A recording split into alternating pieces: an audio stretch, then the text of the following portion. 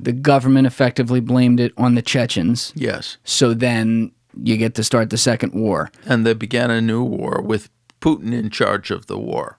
This is your typical, when you look at the definition of like false flag, I mean, you might as well have a picture of this. Well, yeah, indeed. But the thing is that they would have gotten away with it had it not been for the fact that they made one mistake. And what was that?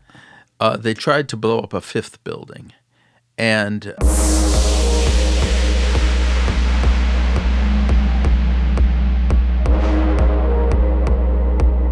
what's cooking, everybody? If you are on YouTube right now, please hit that subscribe button, hit that like button on the video, and as always, if you have a second, would love to see you drop a comment down in the video comment section as well. I do want to say to everyone who has been sharing the links to these episodes with friends, thank you so much. That is not only big for the YouTube algorithm, it is also huge for word of mouth, which is the best possible thing this show can get. And even the links on Spotify and Apple, by the way, same deal. When you're sharing around the show with other friends who you think might enjoy a particular episode or might enjoy the show as a whole, it doesn't get any better than that. That's how we build the audience, and that's really all thanks to you guys spreading the word. So thank you to everyone who's been doing that. And when we have a special guest like this in talking about a very relevant topic, this might be the kind of episode that would be awesome to see you guys share that around. To everyone who's listening on Apple and Spotify, thank you for checking out the show there. If you haven't already, be sure to hit the follow button on either one of those platforms and leave a 5-star review if you have a second. And I look forward to seeing you guys again for future episodes. Now, I am joined in the bunker today, privileged to be joined in the bunker today by Mr. David Satter. I was going to do a longer intro and provide some context for the things we talked about, but I just decided against it. I recorded one, and I'm like, no, let's just get right into this thing. What I will say for now is that David Satter is perhaps the preeminent psychological analyst and evaluator of Vladimir Putin in the Western world. He has had the story on Vladimir Putin for 25 years. He has been trying to tell everyone just how bad this guy is, specifically with things that he's capable of. You will hear all about that today, especially the background of it in the first hour. But I don't know how he doesn't punch air every day in anger at the fact that people seemingly never listened. I don't know how he's such a nice, happy-go-lucky guy, and credit to him for being that, because you will hear him speak today, and this is a very scholarly, calm, informational, deliberate guy, a very thoughtful thinker, and he keeps things even-keeled while talking about very, very difficult topics. So it was an honor to have him in here. He splits his time between D.C. and Paris, so he had just come back from Paris and had done events up in New York, came down here, spent the day with me, talked with me off camera for a long time. Just a great, great guy. You can check out any of, I believe it's his 6 books on the USSR and Russia.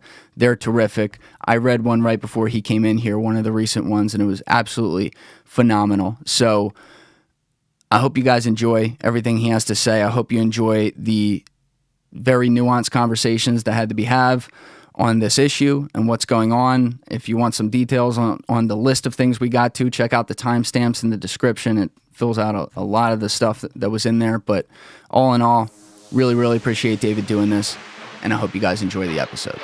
So that said, you know what it is. I'm Julian Dorey, and this is TRENDIFIER. Let's go! This is one of the great questions in our culture. Where is the nuance? You're giving opinions and calling them facts. You feel me? Everyone understands this, but few seem to do it. If you don't like the status quo, start asking questions. So December 25th, 2013, you are headed over to the Russian embassy in Kyiv, Ukraine, to get your visa updated, so that you could go live in Moscow yet again, I guess for what, like a few years? Well, I was actually living in Moscow at that time. I had an apartment there. I had all my things in Moscow. Oh, you were already there? I had already been in Moscow for a number of months. I had basically organized my life there. And, no kidding. Yeah, absolutely. And all of my, my personal things were all in Moscow, my apartment. And the only reason I left Moscow was to revalidate the visa, and I had the necessary documents to do that. So you show up at the embassy, you hand them the documents, you're expecting to go to Moscow, and then they tell you what? Well, what happened is they said that there was no telex from the foreign ministry authorizing the issuance of a visa. What's a telex? Telex is the way we used to communicate years ago. It's a kind of a machine which you print out messages on. Oh, is that a telegram? Yeah, that's what it is? Basically a telegram. Yeah, but it's a machine for receiving telegrams. Let's put it that way. And that's what they were still using at the embassy at that time. And in any case, they said that they didn't have any authorization from Moscow to issue a visa. This was actually December 24th. It was Christmas Eve. And since Ukraine is an Orthodox country, the 25th is not celebrated as Christmas. The Orthodox Christmas is a little later, and as a result, the embassy was open on the 25th. But on the 24th, the diplomat in charge in the Russian consulate said that we just don't have an authorization here. And I said, but look, I've got the necessary documents on me. And he said, I can't explain it. I said, have you ever had a situation in which someone who had been given the necessary documents did not get an authorization from Moscow? He says, this is the first time it's ever happened.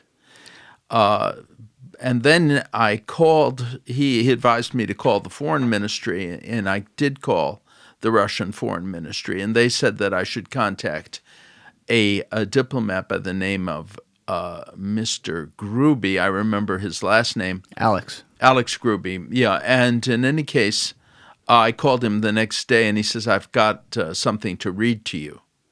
And that was a bad sign. And he said that the competent authorities, which is the term they use for the intelligence services.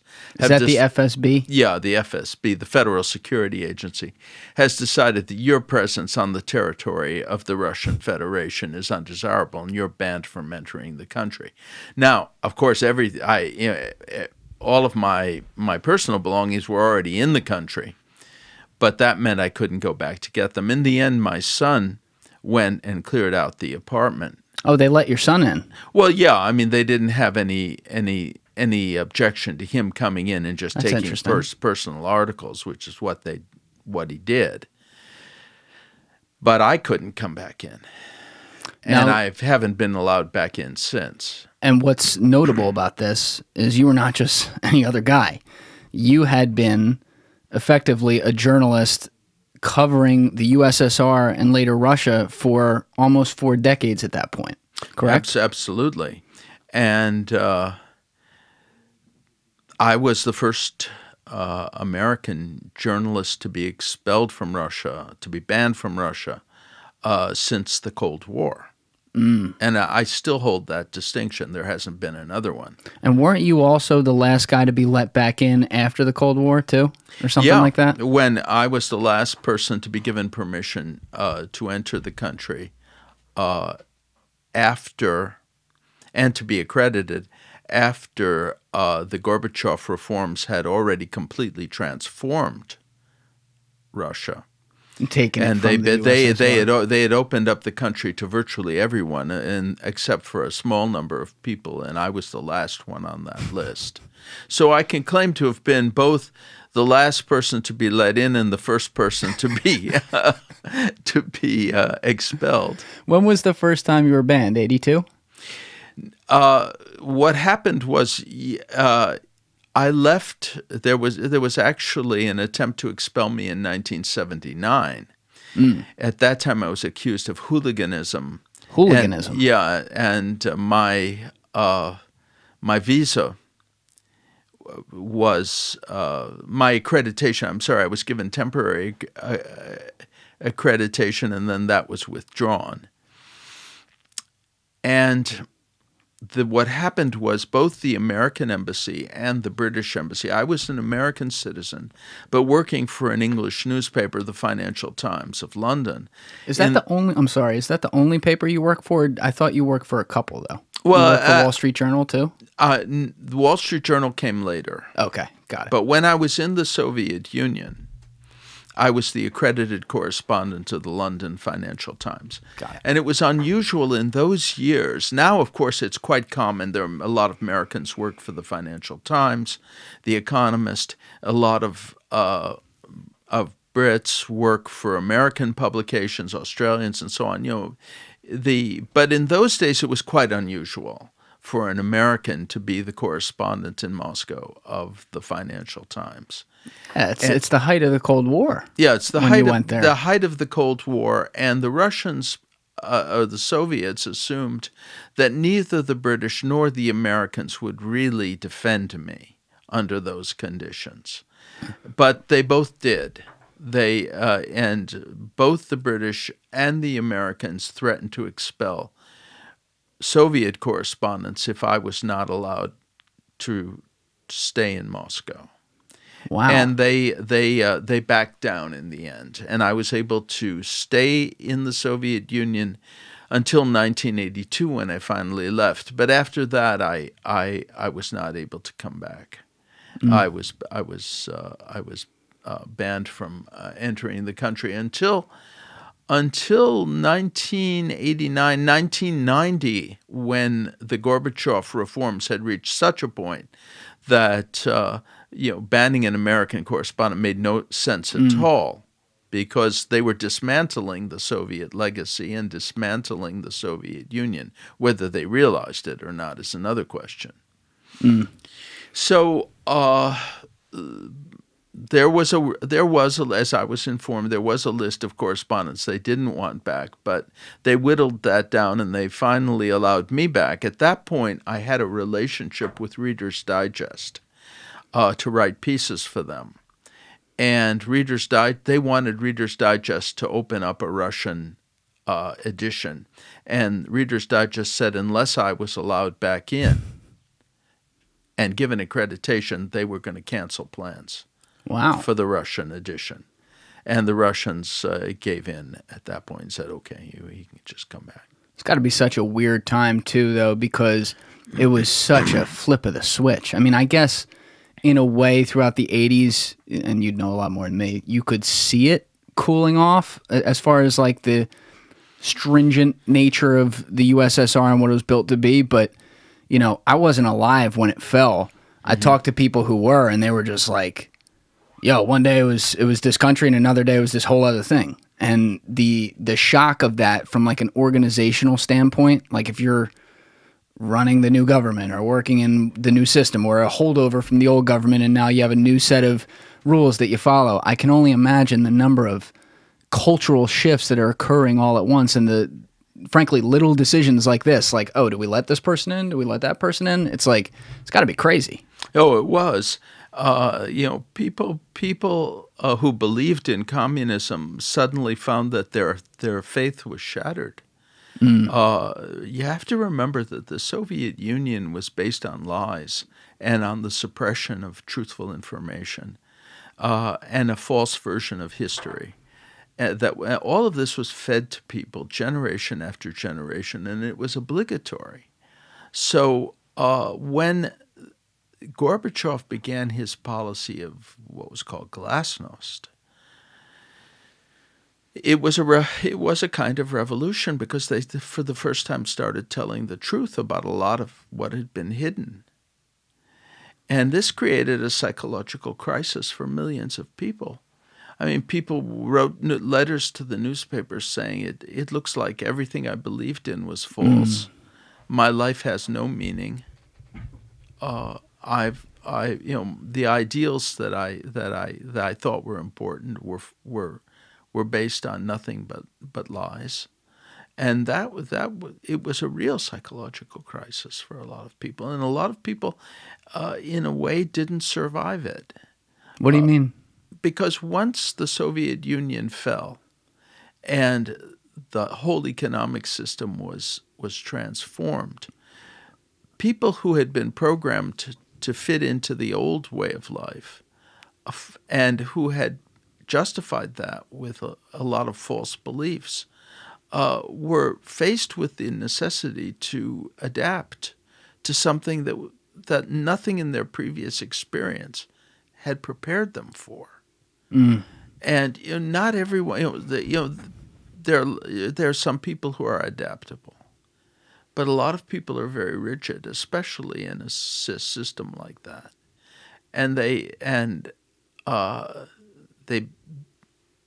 became severely alcoholic. They became ill. There was a rise in suicides. There were murders. There was accidents that should not have happened and that would not have happened if the person had not been in a state of great distress. Well, what you're starting to get at there is obviously what we then saw transpire in the 90s. And I would love to talk about that at some point today, because I think Russian history in the 90s is, to say it's an overlooked topic, at least in America, would be an understatement. And I have to say, I'm very, very excited to have you in here, because for people listening right now, I was literally embarrassed that I didn't know who you were about 3 weeks ago until a few people pointed you out. Because in my opinion, obviously now with everything going on over there, for sure, but even before that, you're someone who, your name should be known by everyone. And you're known, obviously, in all the international reporting circles and things like that, because you've been doing this a long time. But you are the guy from Western media who blew the whistle on Putin. And someone who I trust a lot with their opinion said of you, this guy knows Putin better than Putin. If you want to know about Putin, you talk to David Satter. And I was like, say no more. But what really blew me away was the recounting of the case that you first were on to Putin with. And so I read your book, and I always, The Age of Delirium is the one that I remember right away, but I can't get this title right, so I literally... It's the less you know, the better you sleep. That's it. I had it written right here, because I kept on doing like the Luca Brasi line from The Doctors, or from The Godfather, The Sleep with the Fishes. But yeah, the less you know, the better you sleep. Brilliant book. And you outline in there, you rehash some of your reporting that you had in 1999 on Vladimir Putin's rise. And what left me speechless is I had read up on it before I read the book, but then actually reading the evidence that you uncovered and how this all came to be. And like I said, we'll go back to the 90s, but it is insane to me that, given especially the nature of how we're talking about Putin in the media right now, which righteously so is negative, it is amazing to me that people do not know this story. So for everyone listening, or most people listening who are not aware of this, can you explain what happened in 1999 and how Putin then became president in early 2000? Yeah, I'll be glad to do that. And I certainly agree that this is an episode that is so important. I mean, I personally regard it as the greatest political provocation since the burning of the Reichstag. And what happened? Well, just as background, the economic system in Russia after the fall of communism began to be transformed. You have to remember that under communism, everything was state-owned. And the so-called young reformers set about creating a market-based economy with private ownership. And they didn't particularly care who the private owners were. The idea was to distribute state property and put it in private hands as quickly as possible. Were they trying to move to capitalism, per se? Absolutely. Okay. They were trying to, but they didn't understand that capitalism requires the rule of law. So it didn't matter if there were criminals who received the property. It didn't matter if the process was totally corrupt. It didn't matter if It's a beautiful thing watching more and more of you invest in an 8 Sleep Pod Pro cover every week, and therefore invest in yourself and your sleep. The 8 Sleep Pod Pro cover comes in queen or king sizes. It goes right on top of your current mattress, and it ties directly into 8 Sleep's proprietary app, which measures your sleep stages throughout the night, your body temperature, and a whole bunch of other scientific things that affect your sleep so that you get the deepest sleep possible. And as I like to say, you'll wake up in the morning after sleeping 6 hours and feel like you slept 8.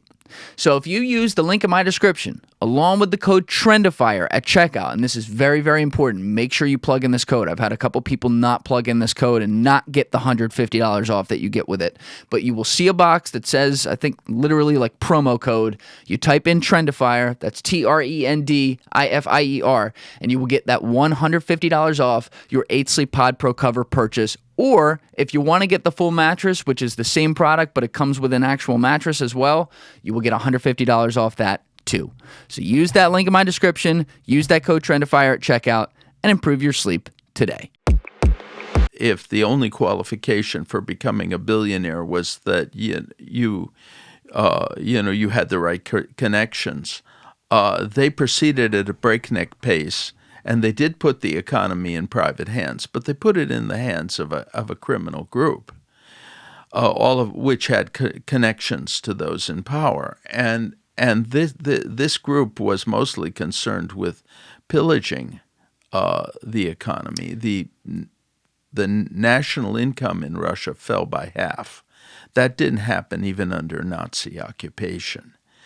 But perhaps the most important thing is the death rate in Russia soared. It rose vertically. And if you take that period, the 1990s, when these so-called reforms were being implemented, it's estimated that there were 6 million surplus deaths. Now, what do you mean surplus deaths? I want to try to explain this. This is a demographer's, it's called surplus mortality or surplus deaths. Demographers make certain projections about what the population of a country is going to be, after a certain number of years, and they do it by extrapolating from existing trends. So if the death rate is pretty much what they predicted, then they consider that the model is correct. But if there's a discrepancy, as there was in Russia, with many, many more people dying than they could have anticipated as a result of the analysis of existing factors, they refer to that as surplus mortality or surplus deaths. Well, that figure in the 1990s was 6 million people. And how big was the population approximately? You see, there was also migration from the former Soviet republics. There were other factors. There were people who left. But the population was roughly, in the high 140 million, so say 146, 147. And then there was also, there were also births. But that high death rate in Russia was not duplicated in any industrial country. The only place you could find a death rate like that was in African countries that were at war, like Somalia. Right. I see what you're doing here, by the way, so I should have known this. This makes more sense. You are going through some of the 90s. So just to stay on this, did I read it correctly that there was also the economic impact was like their economy went down by like 50% compared to like our 30%? Yeah, basically cratered. Yeah, it cratered. People were driven into grinding poverty. But the point that I'd like to make is that, with this high death rate, which is people just gave up on their own lives. There was an atmosphere of total despair. People became convinced that their lives had been worthless, that it was pointless to struggle.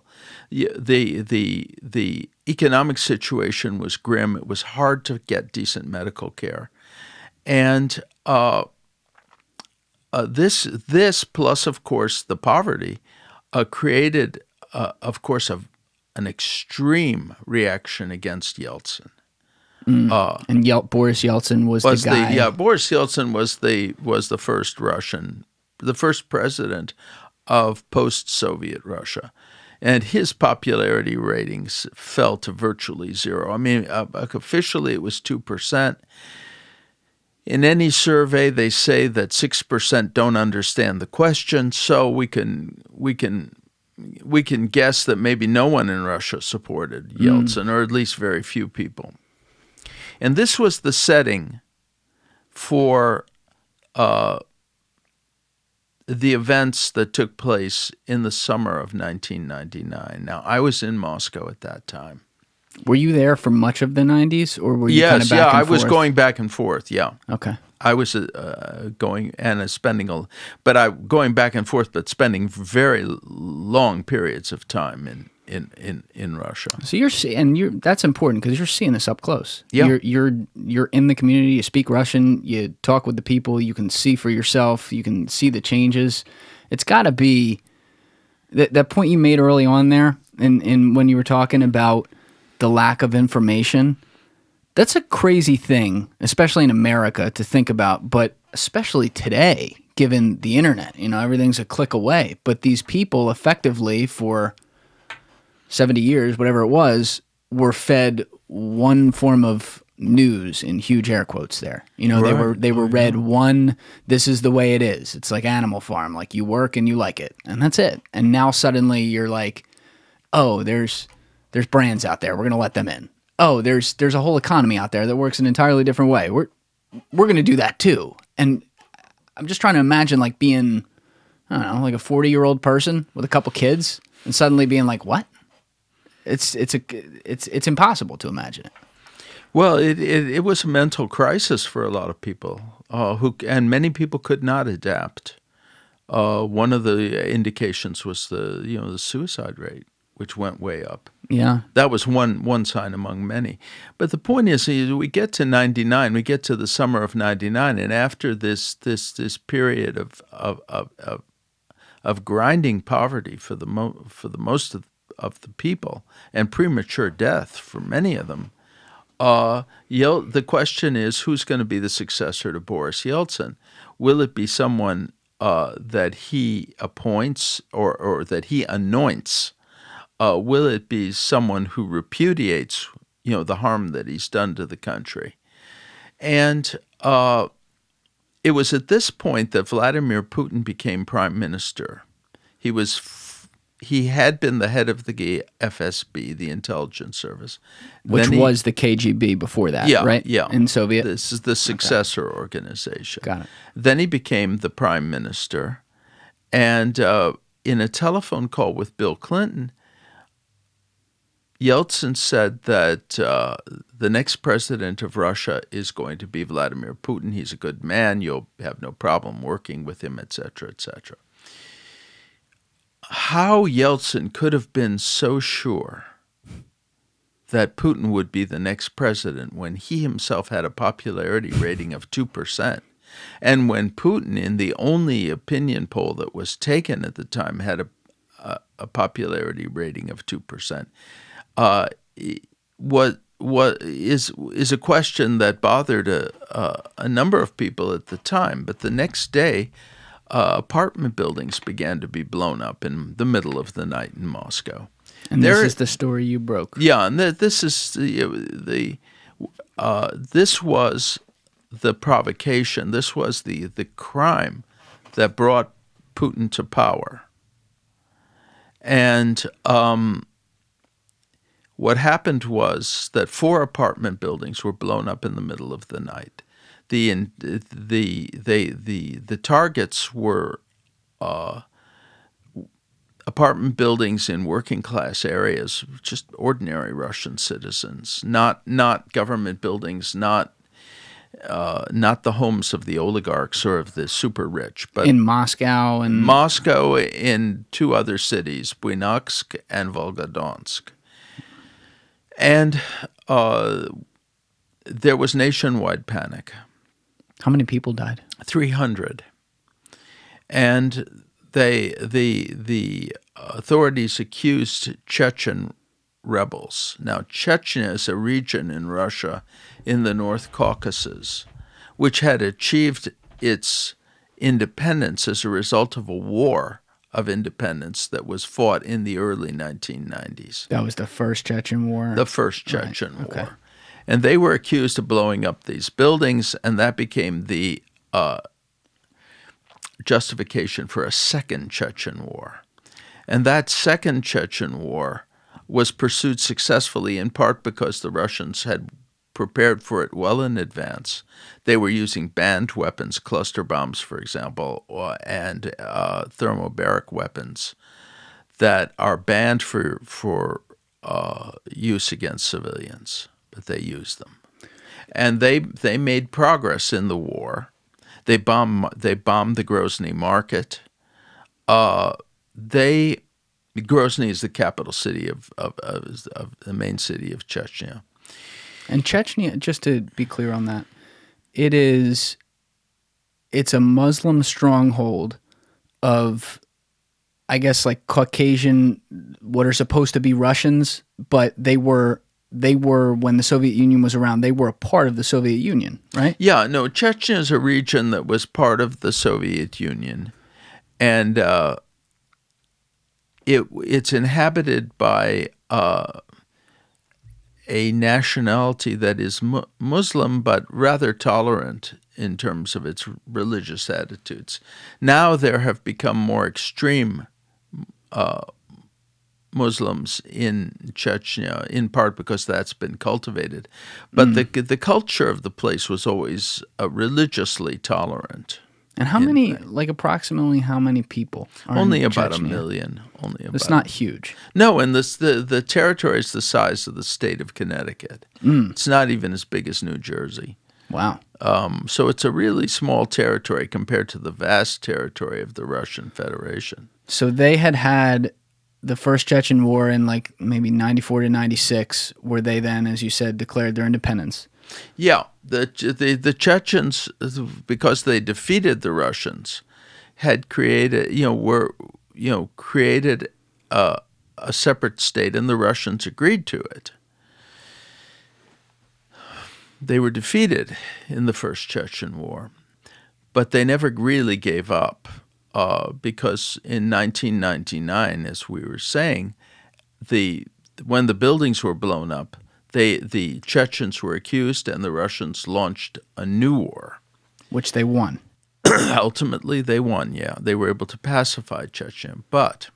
And did they take it in as a part of Russia? Or yeah, was it's now a constituent part of Russia, at least officially. Everything would have worked out. And then, well, as a result of the success of the war, Putin, who had been put in charge of the war, became popular overnight. This is a person no one had ever heard of. When he was nominated to be prime minister, the nomination was ridiculed in the press as something ridiculous for such an unknown person without political experience to be named prime minister. It struck people as strange. He wasn't this was a question I had from your book. I don't know if this was cleared up. So I did not realize Yeltsin named another guy as the prime minister, and it sounded like, maybe I read it wrong, but it was only for a few months or something, then he fired him and then brought in Putin. Yeah, I mean, Putin was the fifth person to occupy that post in a year and a half. Oh, wow. A lot. Yeah, and so all of the candidates were carefully vetted to see if they would do what Yeltsin wanted them to do, which was to protect his family, which was massively corrupt. Because he thought if he lost power because of his low approval. Well, he thought that there would, that anybody who took power after him would immediately begin to investigate his family's corruption, plus the corruption that accompanied the whole privatization of state property. Which we'll come back to. That's the oligarch thing. Yeah. But what is just for people out there to understand, because I don't, what is the key differences back then between the presidency and the prime ministership when it comes to powers that they have? Well, at that time, the president really was all powerful. Not all powerful, but his power could not be checked by the government or by the legislative branch. This was the result of the Constitution that was adopted in 1993. But we can come to that. Yeah. But what I think we ought to look at now is how then, in this situation where Yeltsin had zero popularity practically, he took this unknown and uncharismatic person, Vladimir Putin, and first of all predicted he would be president, and then saw that his prediction was fulfilled. Yeah.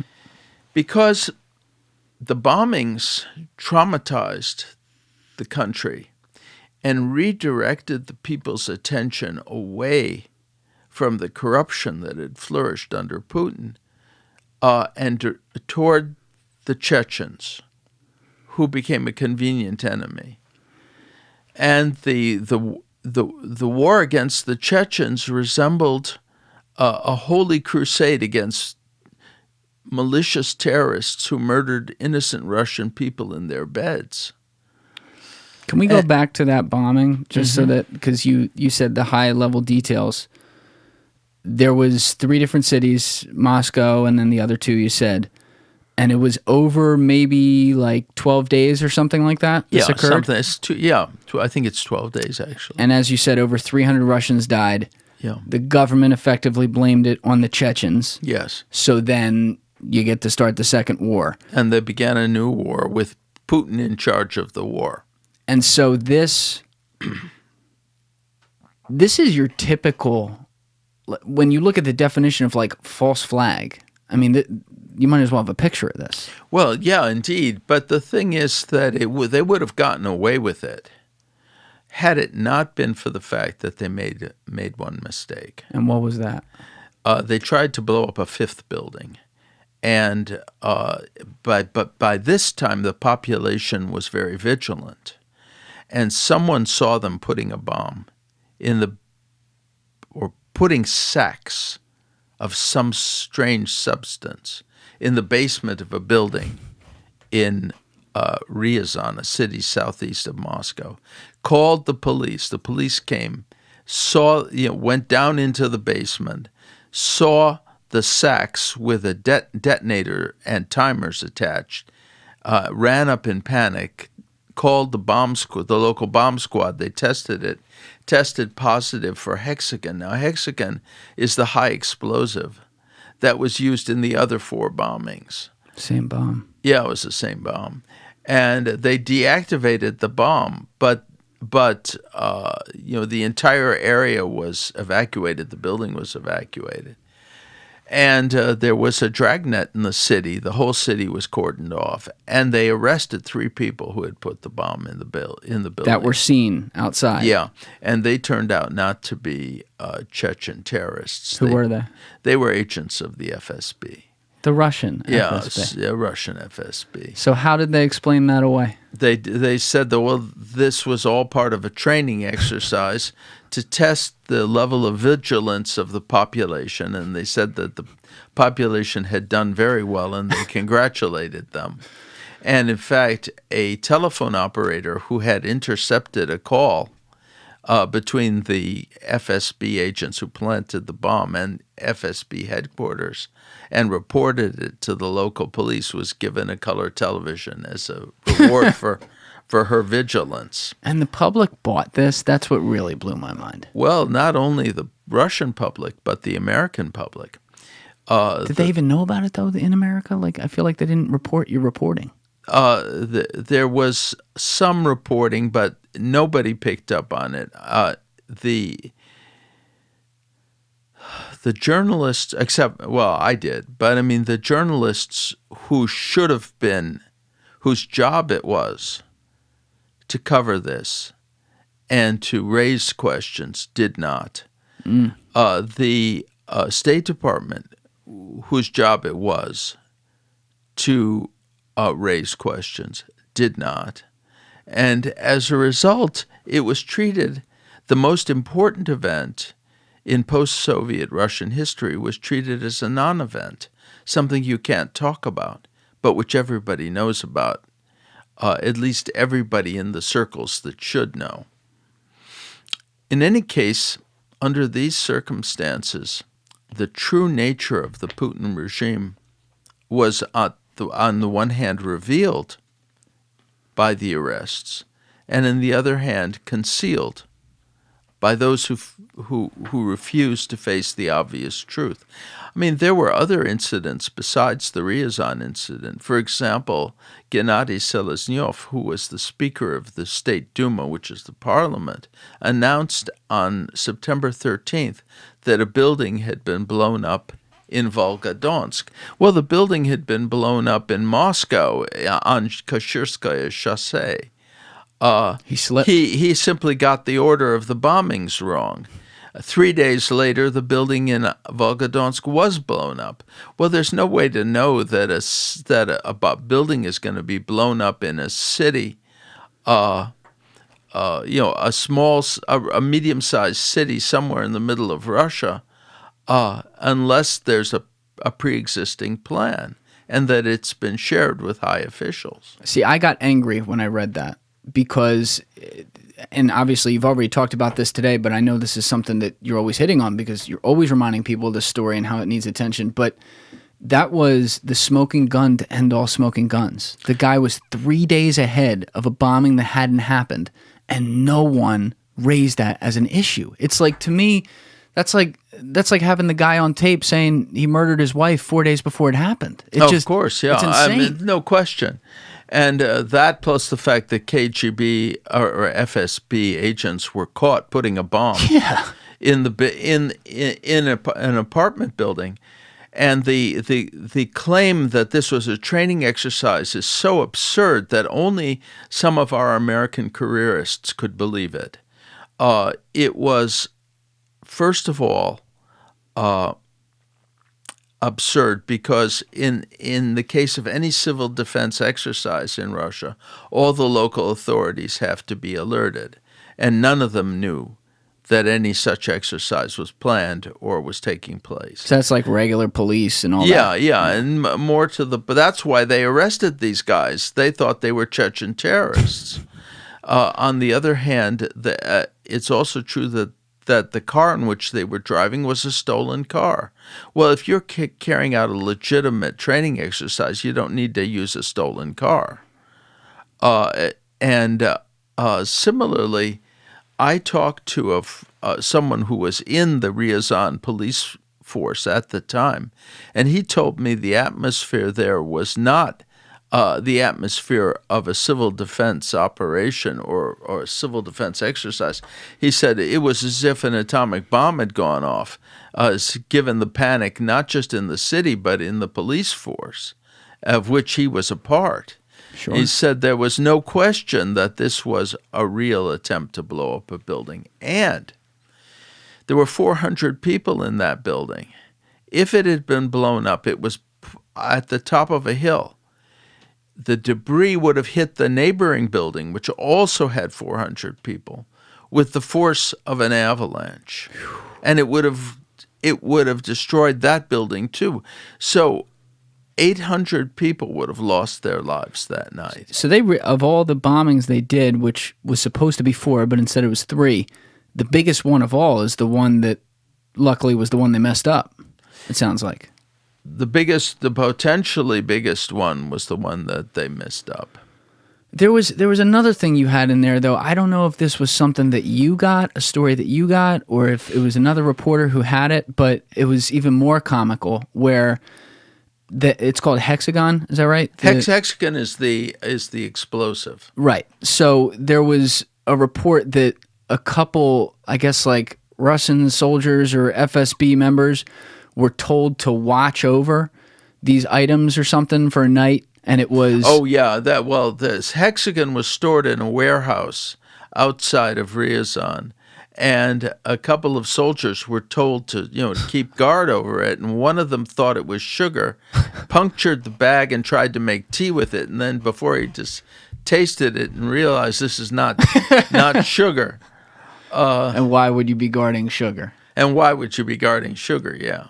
And But that's what they were told.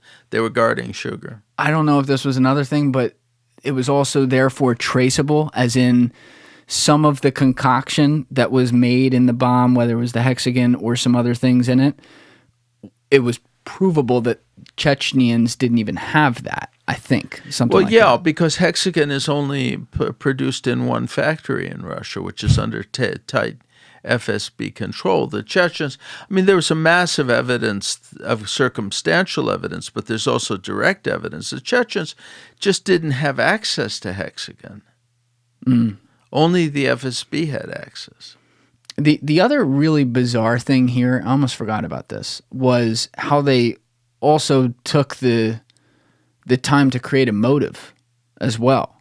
So there, and maybe I misunderstood some of this. It was a little weird to me how it went down, but they tried to, when the Russians were saying, well, why did this happen? It had something to do with the 1,200 Chechnyans had invaded Dagestan for 5 minutes and then had been kicked out. Well, it was more than 5 minutes, but still, there was a group of Chechens who had invaded Dagestan. And what is Dagestan? Dagestan is also a region of Russia in the North Caucasus, also inhabited by a mixed but largely Muslim population.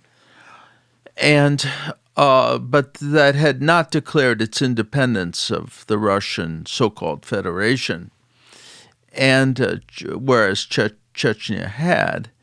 But this movement into Dagestan by Chechen fighters was, by all appearances, a provocation. It was they were lured into attempting this with false information, and they and in fact the Russians made no attempt to stop them. They pulled the border guards, and when they withdrew from Dagestan, they were not fired upon. So it resembles a situation in which they were allowed to enter Dagestan to give the appearance that the apartment bombings, which were already planned, were taken in revenge for a defeat in Dagestan. And that was something I was confused on. Was this a particular set of Chechens who had other motives, and so they were okay basically like playing the role in this? I think that the rumor that was, they were told that if they invaded Dagestan, that this would lead to the overthrow of Yeltsin, and that the new people who would take his place would agree to Chechen independence. Got it. So was this... And then, they went there with that expectation. But they were really being used to prepare the way for the subsequent bombings. And that was in approximately August, something like that. Okay. There was a little piece of reporting in there that you mentioned, and then it was nothing else. So maybe this is tying it together. Now it's making sense to me. But did I understand it correctly that there was some sort of secret meeting between representatives from Russia and representatives of this sect of the Chechens arranged at Adnan Khashoggi's house in Monaco or Nice or something like that? In southern France. I think it was Cap d'Antibes, if I'm not wrong. But I don't know. We can check that. So it could have been an inside job right there. Oh yeah, it was an inside job. Boris Berezovsky, who was the leading oligarch at the time, was the big organizer of all this. And I think it was his clever idea to bomb the buildings. It was just bizarre to me, a little creepy, that Khashoggi was in the middle of it. Because we don't know if he was or wasn't, to what degree he knew about what was being hatched. That's a whole different conversation. Yeah. We don't have to go down that. But for people out there, Khashoggi is a guy who Among other things, he was an international arms dealer, alleged sex trafficker, and somebody who was viewed as a mentor of Jeffrey Epstein. You talk to anyone in government who worked in FBI, CIA, something like that, you say the name Adnan Khashoggi, they all know it. So you guys can go Google him. But I want to stay on what you're talking about. So the bottom line is there's some sort of inside provocation that happens where they get the motivated Chechens to agree to do it, and then this bombing happens in September. Which they then blame on the Chechens. Correct. And say that it was revenge for their defeat in Dagestan. So now you have, this is September 1999. The presidential election is supposed to be June 2000 at the time, I think. April. Didn't he move it up, though? No, late March. Late March it was. But didn't he move it up? Yeah. Okay. Yeah, by statute it would have been in June, but by resigning early. Yeltsin. And when did he resign? He resigned on December 31st, 1999. And that gave him the opportunity to appoint Putin acting president and to move the date of the election up by 3 months. So that's 3 months after the bombing, approximately, that Putin gets in there as acting president. 3.5 months. Yeah. So Putin is now in there for, call it 90 days ahead of an election. And because they've started the Second Chechen War, you now have nationalism going on in Russia who's happy that we're getting back at the Chechens for doing this, and they see this guy as the leader. So that 2% approval rating you talked about just flips on a dime. Of course it does. Yeah, it gyrated, and Putin quickly became the leading candidate, just as they figured he would, because he was no longer identified as just a colorless stooge of Yeltsin. Now he was the leader of the nation, consolidating the country behind a holy war to punish those terrorists who had murdered Russians in their beds. And the Russians, it shows the total contempt for the ordinary Russian person that they would pull something like this. You had a line in there that I thought broke that down really well, and I'll mess it up if I say it, but it had to do with the lack of value on human life and how what the Russian leadership under Putin and Yeltsin before him has shown is an ability to sacrifice their own at a whim strictly to maintain/grow power. And that's a scary, scary thing for a government to have. That's why Putin is so dangerous. That there's no human feeling there. Whatever is in the interests of the state is justified, and the interests of the state are identified with his personal interest. Now, when did you get a hold of this story, though? Like, were you investigating this immediately after it happened and reporting on it ahead of that election? Yeah. Wow. Because it was too convenient. It was obvious to me that something was wrong, that Yeltsin and anyone connected with him were headed for defeat, that privatization was going to be reevaluated. And then we have these explosions, and suddenly everything looks different.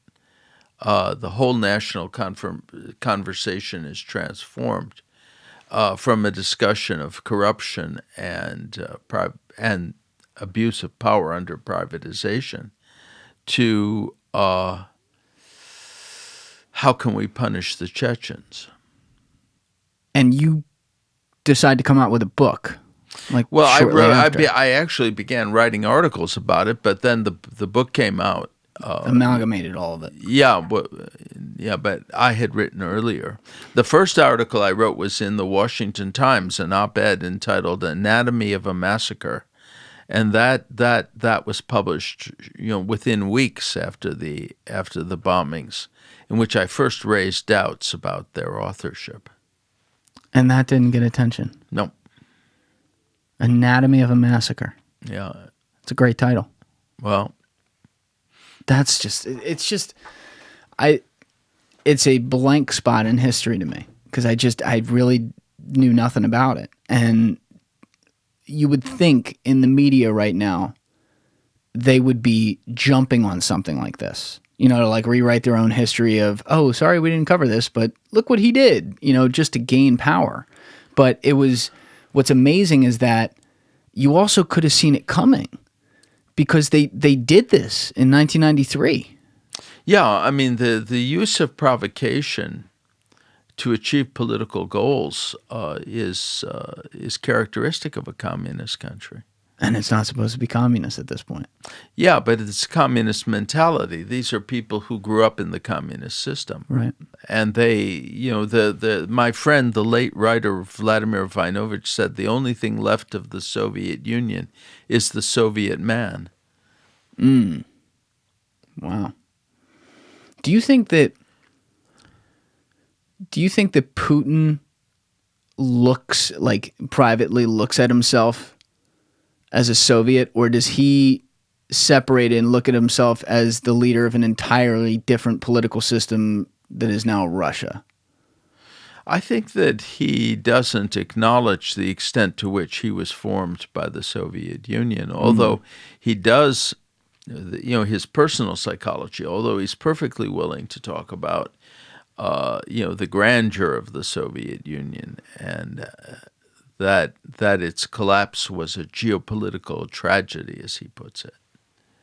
Because effectively they lost their power. Well, they lost their colonies. They lost the countries that they were able to control. And the most important of those was Ukraine. And why was Ukraine the most important? Because they had a lot. Well, because it's a big country, and it's a populous country, and it's a country that, together with Russia, you know, creates a kind of really massive state. It's not the case that Russia can reclaim former glory if it unites with Belarus, which has a population of 10 million. They would need, you know, a substantial bit of territory. Doesn't Ukraine have like pretty solid resources too? Yeah, it does. I mean, it's a great agricultural area. Has some oil, but mostly that comes from Russia, the oil and gas. Got it. So let's fast forward for a minute and talk about where we're at, because you, at the very beginning, obviously mentioned you got expelled from Russia. You weren't allowed back, but that was the crazy thing is that was 14 years after this bombing, or roughly 14 years after this bombing. And you were reporting on this, writing books, writing The Age of Delirium in 2001, you know, and living throughout a lot of that time in Moscow, and you were never kicked out before then. Well, they didn't want to. They decided early on that the proper strategy was just to ignore what I was writing. They saw that nobody else was paying attention to it either. And, I mean, I think they were bothered by it. But even though I had some high-level outlets like the Wall Street Journal, nonetheless, you know, these obviously damning facts never, you know, influenced American policy. Do you think that's because there were distractions? Like we were more, the Cold War was over, you know, then 9/11 happens, we're in the Middle East, and you start to talk about Russia, and people are like, what is this, 1985? Yeah, I mean, I think that part of it is that they felt the world was not paying attention, and they didn't want to create attention.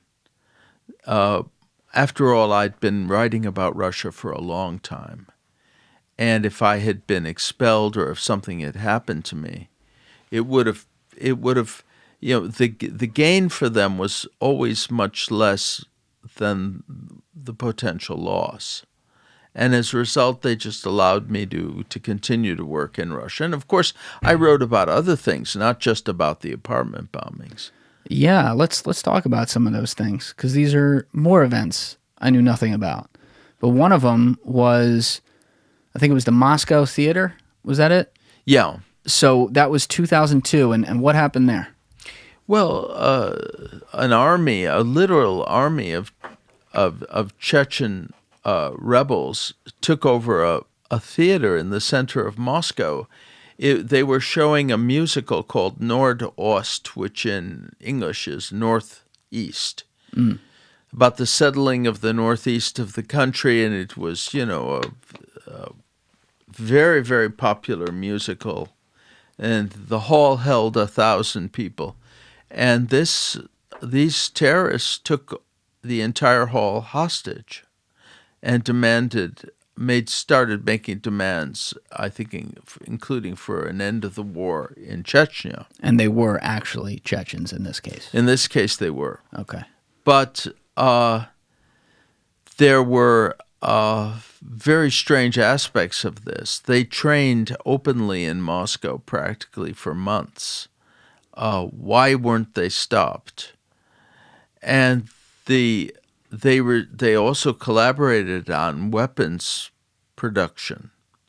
What do you mean by that? Well, they were trained, I would say.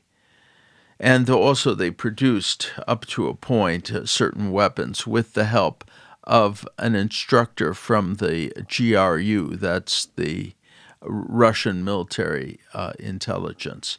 So why was that happening? They were training. The GRU was training Chechens. The Chechen terrorists were being prepared by the GRU. Did they know it was a GRU person, or were they undercover? I'm not sure what the terrorists knew, but the GRU definitely knew that the terrorists were planning a terrorist act. And they let it happen, is the implication. Not only let it happen, but apparently facilitated it. And as a result, the terrorists were able to take control over the theater, and they were only defeated when the theater was attacked with poison gas, which of course killed many of the hostages. This was a wild scene in your book, reading about this and the inhumanity of it. But allegedly the gas had some strain of like fentanyl in it or something like that? It appears that way. The Russians have never identified the makeup of. They have never revealed what exactly the gas consisted of, but people died as a result, and a lot of them. The death rate was very high, and it kept on adding up because people were dying a year later. But with the after effects. Yeah. So it was kind of bizarre because the way you were explaining it is that there was some sort of like negotiation allegedly going back and forth, but it was never really a negotiation. The terrorists just thought it was. And so the hostages, the terrorists were saying to them, we really don't want to hurt you, so I think it's going to be okay. The hostages were like, okay, great. And then suddenly, a couple days in, they put the gas. Then the hall where the theaters flooded with gas. And then the Russians stormed the place and shot the terrorists who were also knocked out by the gas. Now, those terrorists were potentially very valuable sources of information. Why shoot them, especially if they're not resisting? And how many were there, approximately? How many of them? I think, if memory serves, 40, 45. Jeez, and they killed all of them. Yeah, apparently. But those terrorists would have given a lot of information about who recruited them if they'd been allowed to live. But the Russian authorities apparently didn't want to take that chance. And then they're taking all these people out of there. The scene was just absurd to me. There was no preparation for evacuating people. No regard for human life at all. They didn't tell the hospitals what the gas was, so people weren't getting treated because they were trying to figure out what was even in them. They didn't know what would work as an antidote, but so they guessed. People were crushed in the vehicles as they were being transported in non-emergency vehicles to the hospitals. It was a chaotic scene, of course. And so that's right there, hundreds of people. Another wild event, 2002. But then 2004, in a different way, there's another one, and I think it's Beslan, the school? Yeah, the Beslan School Massacre, because the school was, on September 1st, the first day of school, a mixed group of terrorists, including Chechens, Ingush, and other nationalities, including Ukrainian converts, or Russian converts to Islam. And they seized the school, and the terrorists herded the parents and teachers into a gymnasium, which was then attacked by the Russians with flamethrowers and grenade launchers. Where people were dying left and right, like hostages. Of course. In fact, they set the roof of the gym on fire where the hostages were being held. It collapsed on top of the hostages, and people were burned alive. What was the motive, though, on this one?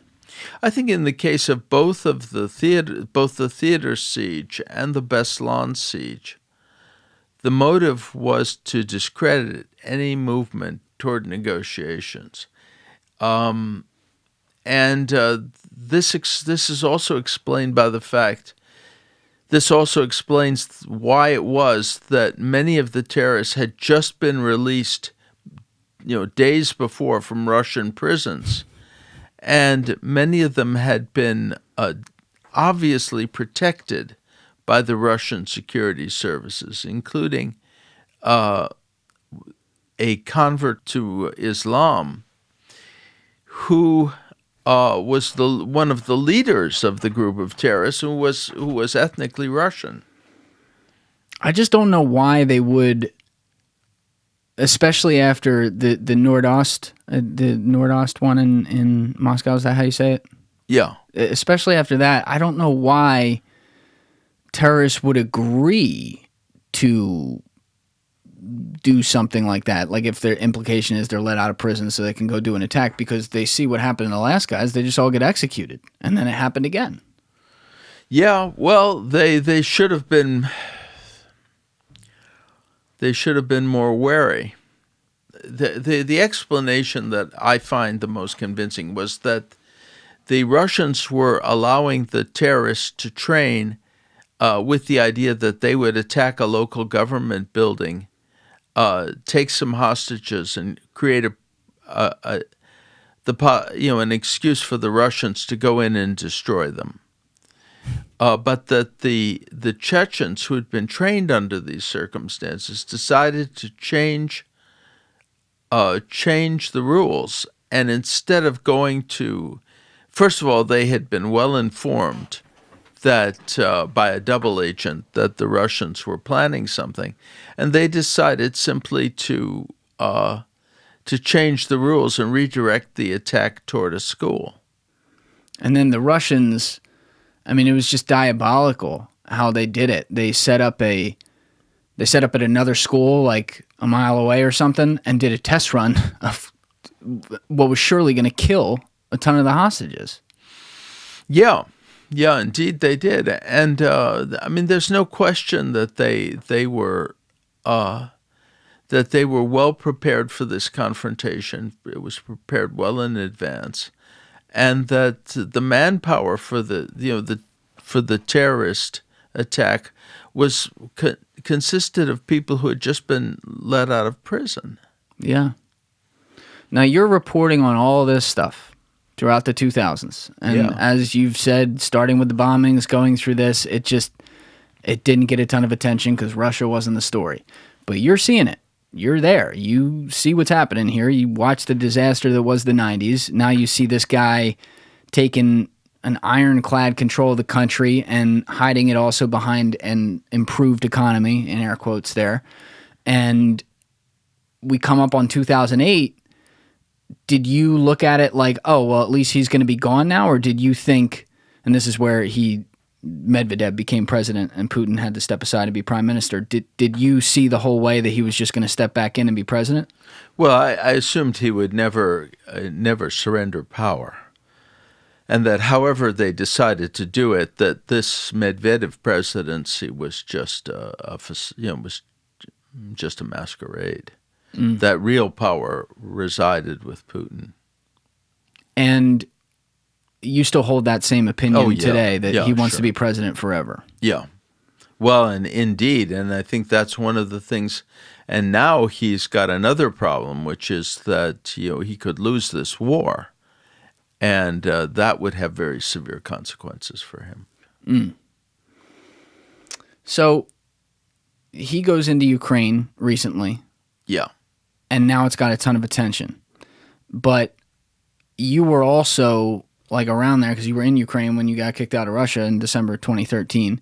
You were in Kyiv when the whole Maidan thing was going down back in 2013, 2014. So some people do know about this, which I'm happy to hear. I feel like a lot of people kind of missed that and what went on, where it ended with Putin taking Crimea in Ukraine. So would you mind just walking us through how, what happened with Maidan and then what it meant when Putin decided to come in and annex Crimea, what that should have said about where we are today?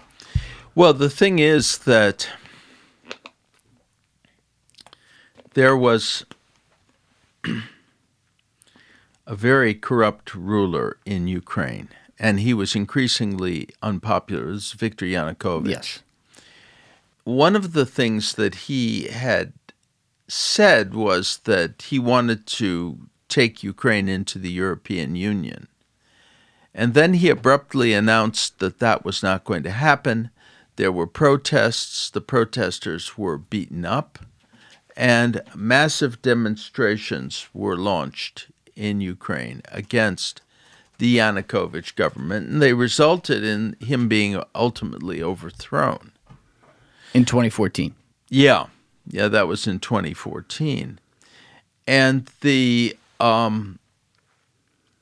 overthrow of Yanukovych, set off alarm bells in Russia, because the system that had been created in Russia was pretty impregnable. I mean, Putin controlled all the main levers of power in the society. Like media.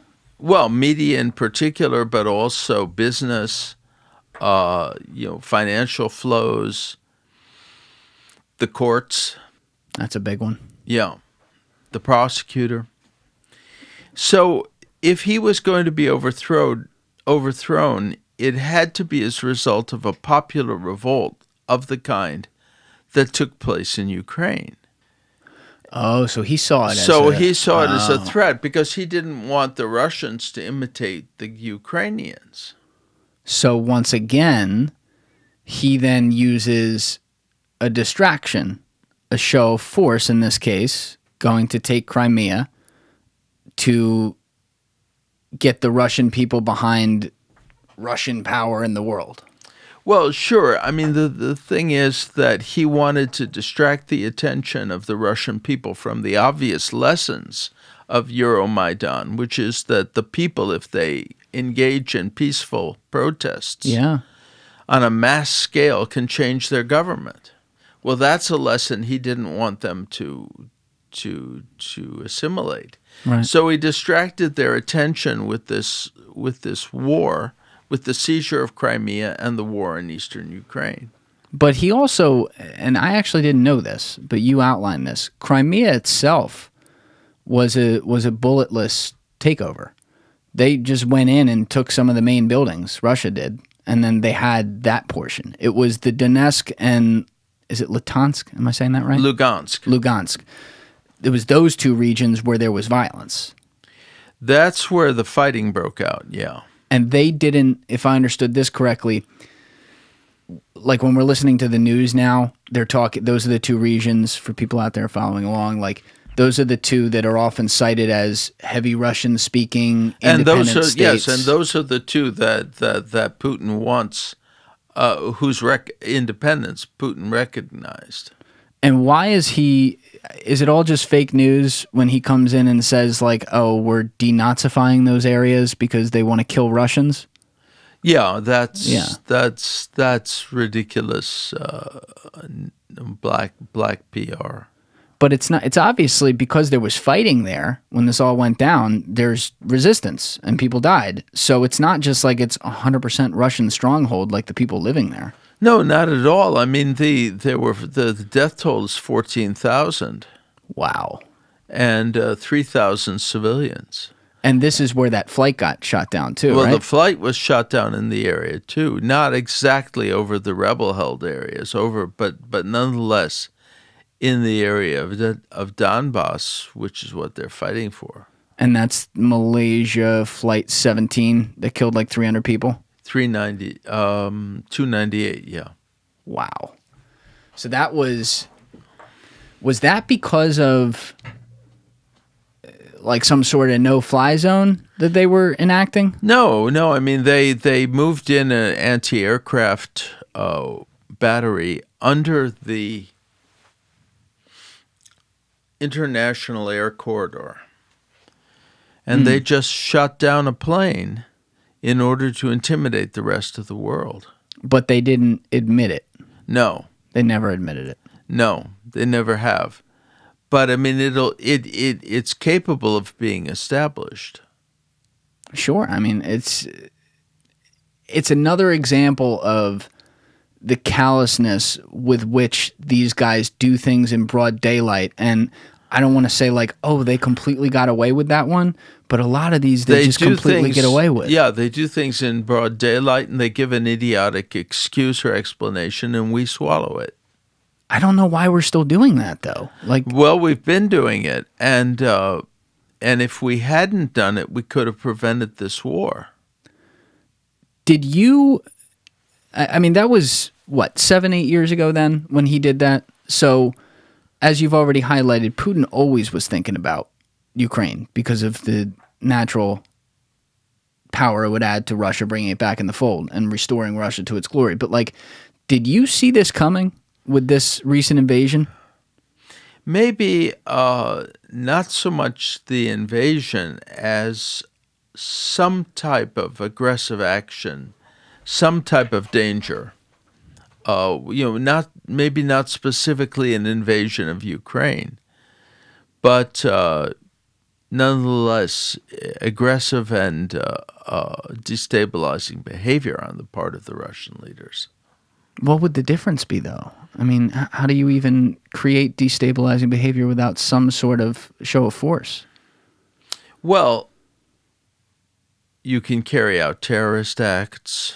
You can hold them responsible when crimes are committed. For example, the murder of Boris Nemtsov, who was killed right next to the Kremlin wall as he crossed the Moscow River in the center of Moscow.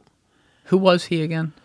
Nemtsov was an opposition political leader in Russia. At a time, he was one of the few leaders there who had the opportunity and the capacity to call out a crowd. The other is Alexei Navalny. He could rally people. He's in jail now. Navalny's in jail, but Nemtsov was murdered. Right. And he was murdered literally in the shadow of the Kremlin wall. Where there is 24/7 cameras and people where there. There's intense surveillance. It could only have been carried out by the Russian authorities. Nobody else could have organized something like that. But in every case where these crimes are committed, we accepted, I mean, the United States, and as a result of our acceptance, other countries too, we accepted the explanation that was offered by the Russian authorities. And it didn't matter how weird or absurd that explanation was. They offered the explanation. We repeated it. They said they didn't do it. They're not responsible. And that was the end of the conversation. And we also didn't draw any lessons either. So, the murder of Boris Nemtsov, the annexation of Crimea, the shooting down of the civilian airliner, the MH17, all of these things should have taught us that this is a very dangerous situation. Even if we hadn't gotten the message up until that time. They're willing to do anything. Yeah, this is a regime which is, and these are people who are, and there are reasons for that, who don't have any moral limits. I read a book back in 2015 by a guy I haven't asked you yet, but I'm sure you're familiar with this guy, Bill Browder. Oh, sure, of course. Right. So he wrote a phenomenal book. I think it was called Red Notice. Red Notice about his. Yeah. So to me, that was my big alarm bell on how callous this organization that runs the Kremlin is, because all those things you just mentioned, like Nemtsov being killed in broad daylight, in Russia, right? Yeah. The other things happening in Ukraine, which is like an ongoing struggle. They're doing this stuff though, like around the world as well. Who was the one guy? Well, Alexander Litvinenko, who was murdered in London with radioactive isotope. Now, here's an interesting thing. If we get back to the question of the U.S. and the U.S. Involvement in all this, or the U.S., more to the point, the U.S. reaction to all this, Litvinenko had to have been murdered on orders of Putin. Nobody else can get their hands on polonium. Who was he, Litvinenko? Litvinenko was a former KGB agent, then became an FSB agent who turned against the regime, and he wrote about the apartment bombings, by the way. Oh, really? He was one of those who exposed the one of the early people who exposed the apartment bombings and claimed that this was carried out by the FSB. He was in the FSB, but did he have direct knowledge of it? He didn't have direct knowledge, but using his experience as an FSB agent, he analyzed what had happened and with the information that was known. I approached it from a somewhat different angle because I actually went to Ryazan and talked to the people. Sure. But he was also writing about it, and he also contributed. His book was the first book that came out in which these charges were made, that it was an FSB provocation. My book, Darkness at Dawn, came out slightly later, but Darkness at Dawn was a history of the entire period. Which one did you put, Age of Delirium or Darkness at Dawn? Which was first? Age of Delirium was my first book. It was the story of the basically the decline and fall of the Soviet Union. So you didn't talk about the apartment bombings yet, because that was it hadn't happened. It hadn't happened at that point. Age of Darkness at Dawn, which is called Darkness at Dawn: The Rise of the Russian Criminal State, which at the time was considered to be an extreme title, but now no one would argue with it. Sure. In that book, I had written about the apartment bombings in various articles and so on, but by the time I got the book done, it came out somewhat after Litvinenko's book. Litvinenko. Did you know him? We knew of each other. And I know his widow, Marina, and I have contact with her in London. Wow. And just to be clear, by the way, the reason I brought up Bill Browder is because, like Litvinenko, he's an American, but he's been living in London for a long time. Yeah. And there was a huge threat on his life from Putin because of a disagreement he had with the regime. I'm not sure if his life was actually threatened. The lawyer who worked for him was murdered. Yeah. But just to get back to the American reaction, when Litvinenko was murdered, it was 2006. It came at the same time as Anna Politkovskaya, the leading investigative journalist in Russia, was also murdered. She was shot in the entryway to her apartment in Moscow. Someone I knew quite well. Wow. And then the Russians invaded Georgia. And the country, obviously. Yeah, and the country, George, not our. You got to say it not for the our, people out not there, our state, not our state. But in any case, what happened was Obama became president, and instead of taking seriously these events, he announced the reset policy. Now, the thrust of the reset policy was that the worsening of relations between the U.S. and Russia was the fault of George W. Bush. In his early years, Obama basically blamed everything wrong in either foreign or domestic policy on his predecessor. Well, that's okay, but it kind of wears a little thin.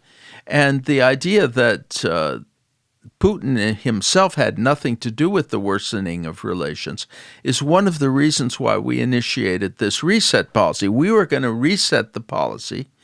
Well, why should we reset the policy if we aren't doing anything wrong? Obviously, it's a kind of implicit acknowledgement that relations should be good.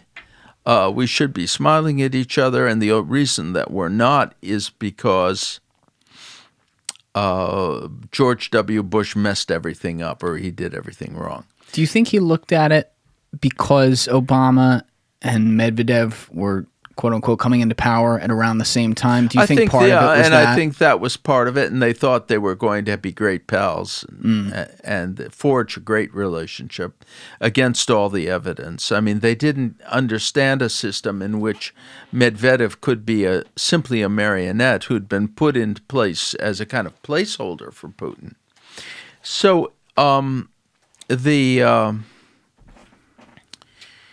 I had a conversation with one of the officials who was going to be an architect of this reset policy.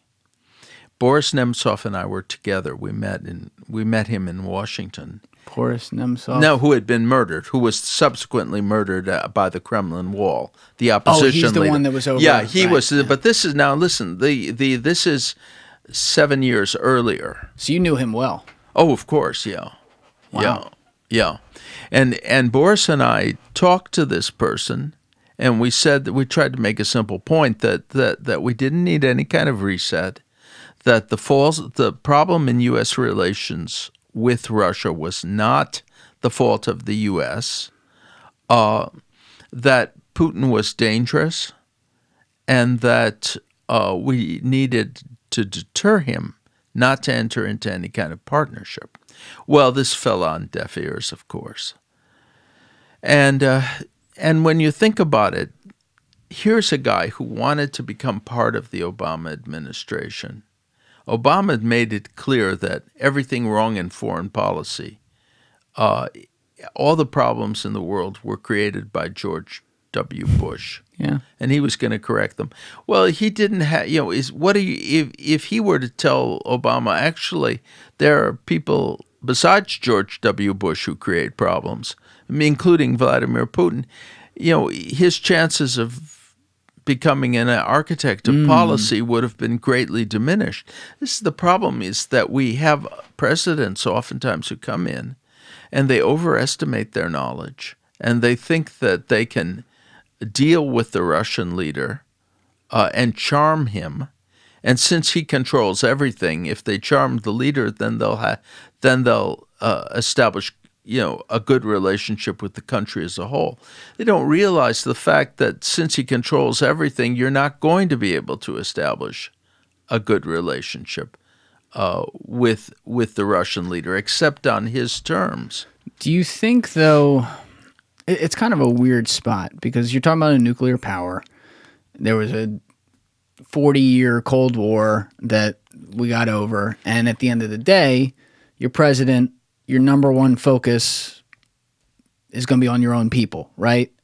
Not to be callous, but you care about other people around the world, but you got to worry about your people at home first. So do you think part of it is Obama looking at it going, well, first of all, Bush foreign policy in the Middle East was a disaster, and that's where all the problems were. And so he might have been looking at Russia going, all right, not the greatest guys right there, but let's be cordial with them because who knows, we may need a couple favors and fuck it. What they do to their people is their problem. Yeah, well, this is how they thought. But they also didn't know and didn't want to know the details of what they're doing to their own people.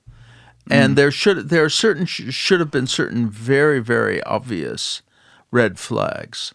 I mean, if Putin is organizing an assassination in London, on British soil, of someone who has received British citizenship, using such sadistic and unusual means as a radioactive isotope, transported across international borders, capable of irradiating, innocent people, that this is not your standard leader, and not someone who you want to have a trusting relationship with, and it's not someone you want to rely on for favors. Similarly, if he is organizing the murder of the country's leading investigative reporter, and she's shot down in the entry to her own apartment, that's also a bad sign. Not to mention the fact that he's invading a neighboring country, which is Georgia. Georgia, the country, not the state. Right. So we don't have him you invading have the to say United that. That's true. So, I mean, those are... Now, you don't even have to know about the apartment bombings. You don't have to know about Beslan. You don't have to know about the theater on Dubrovka in 2002, the theater siege. But look at what has just happened, literally months before you came into office. This is a really cynical way for me to look at it, but let me toss it out there. Sure. A key difference here is let's look at Anna. How do you say her last name? Politkovskaya. Politkovskaya. I'm used to like Teddy KGB talking about cards. That's all the right. extent of my Russian. You're doing pretty good. But that's a brazen murder of a reporter. That it's clear they did that. That's a huge, that's crossing over the whole free speech thing into government tyranny territory. Then with Litvinenko. Litvinenko. Mm-hmm. Okay, fuck that up. Sorry. But with Litvinenko, like you said, they did it in a savage way. They used an awful agent that was like a torturous death. They used it in a place where, I think you also said this, but where you could expose other innocent people to it. So it's so brazen and ridiculous that, again, it's beyond the pale. That all said, I don't agree with a lot of things Donald Trump says, but one thing that I thought was a pretty crazy comment he made when he was campaigning for office. I think he was doing an interview with somebody, some TV network, and I think the topic was Putin. Whoever was interviewing him said, Vladimir Putin's a killer. Yeah. And Trump looked right back at him. I don't think he knew what the fuck he was saying, but he's like, well, we have a lot of killers too. We have a lot of killers. You don't think our people do it too? And it's a wild thing when you first hear it because you're like, well, we're America. We don't do that. But some of these things, maybe there's not ridiculous poisonous agents going out there that are being used by your own CIA agents or something to kill people. Maybe there is. I don't know. Part of it could be behind the scenes. A president knows, like, well, we do some shit too. Well, here's the thing. I mean, we take out terrorists who, and under Obama, that policy was very well developed. Yeah, who are with drone attacks and so on, who are threatening the United States. But we don't kill our own citizens for their expressing their truth, for conveying truthful information. Trump made that remark. That was really probably the absolute low point in his rhetoric vis-a-vis Russia. And I wrote about it, in fact, at the time. But the reality is that many people in the U.S. and in any country have a difficult time keeping criteria straight. What do you mean? They don't understand that there's a distinction between taking out a terrorist who is threatening the United States on the one hand, which we do, and murdering your own citizens because they express their opinion or they convey truthful information, which we do not do. I agree with the distinction completely. And again, I also... And Trump should have been aware of that. Well, I also think that the veracity and commonality, I don't know if that's a word, but I'm going to use it, with which Vladimir Putin does it is unique. I'm not comparing the two, and I don't want to make a false equivalency here, so I don't want people mishearing me, because I think this guy is way, way worse. It's not even close. But, yeah, you know, for example, there's some credible reporting now that we were trying to take out Julian Assange on foreign soil, on an ally's foreign soil, on a diplomatic zone, on the Ecuadorian embassy, which, if true... I mean, I'm unaware of that. I'm unaware of... I mean, I understand that there's efforts to bring Julian Assange back to the United States for trial. The report was from... I'll pull it up. It was from Yahoo back in September. It was a long report. It was thousands and thousands of words, and it cited sources in the government at the CIA that said that there was a mission that was... I believe they even had people on the ground, and they were never able to go through with it, but they wanted to assassinate Julian Assange for basically dangerous rhetoric against America. Now, the question there might be that, oh, well, why does Julian Assange and WikiLeaks share so much information about America and not other people? It's a counterpoint, but the bottom line is the information he did share in a reporting capacity was true. You know, so to me, when I say that is something that in my head as an American just growing up, you know, taking my freedoms for granted. I would like to, I mean, I'm not familiar with the report that appeared in Yahoo News, first of all. I'll show you after. I'd like to see it. From what I know of the CIA's practices and what I know of the limitations on this type of operation, Assange is an Australian citizen. He was sheltering in the Ecuadorian embassy. Right. In the UK. There were a series of false reports. I'm not sure about this one concerning his status there and concerning various attempts to deal with him. I just, without knowing the report, without seeing it, but it, to me, is so inconsistent with the way in which the CIA operates, as I've seen it over many decades, that I would assume it's a false report. I take it it's based on anonymous sources. Always is. And in fairness, you got to say that about any of these reports, because, yeah, there's definitely some of them that aren't real. I do see that the distinction seems to be blurred lines sometimes, though. You know, I'll agree with you that when, for example, like you cited Obama killing terrorists with drones, I understand where he's coming from, and I'm not saying, oh, don't do that.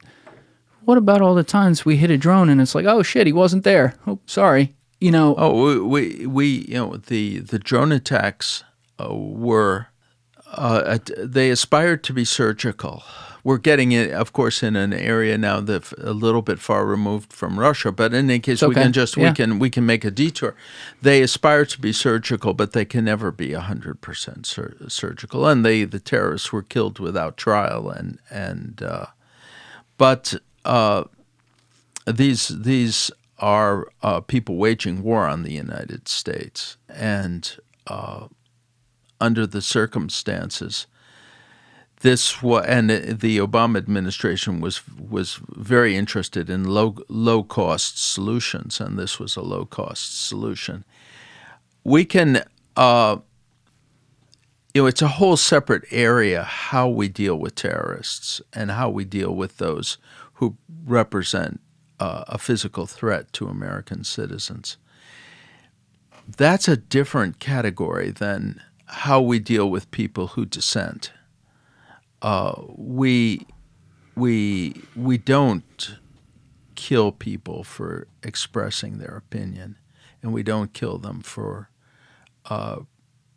releasing truthful information. I know of no such case. I think, and I will say this, I think quite obviously, you can go online, by and large, you're 1,000% right about that. It's still, when you see anything questionable, I want to hold us to the best standard. I don't ever want to be Russia. You know what I mean? I agree. But when we deal with Russia, we have to understand what their standards are. So if we talk about Anna Politkovskaya, for example, this is a woman who reported about no one knew better than she about the human rights abuses in Chechnya during the Second Chechen War.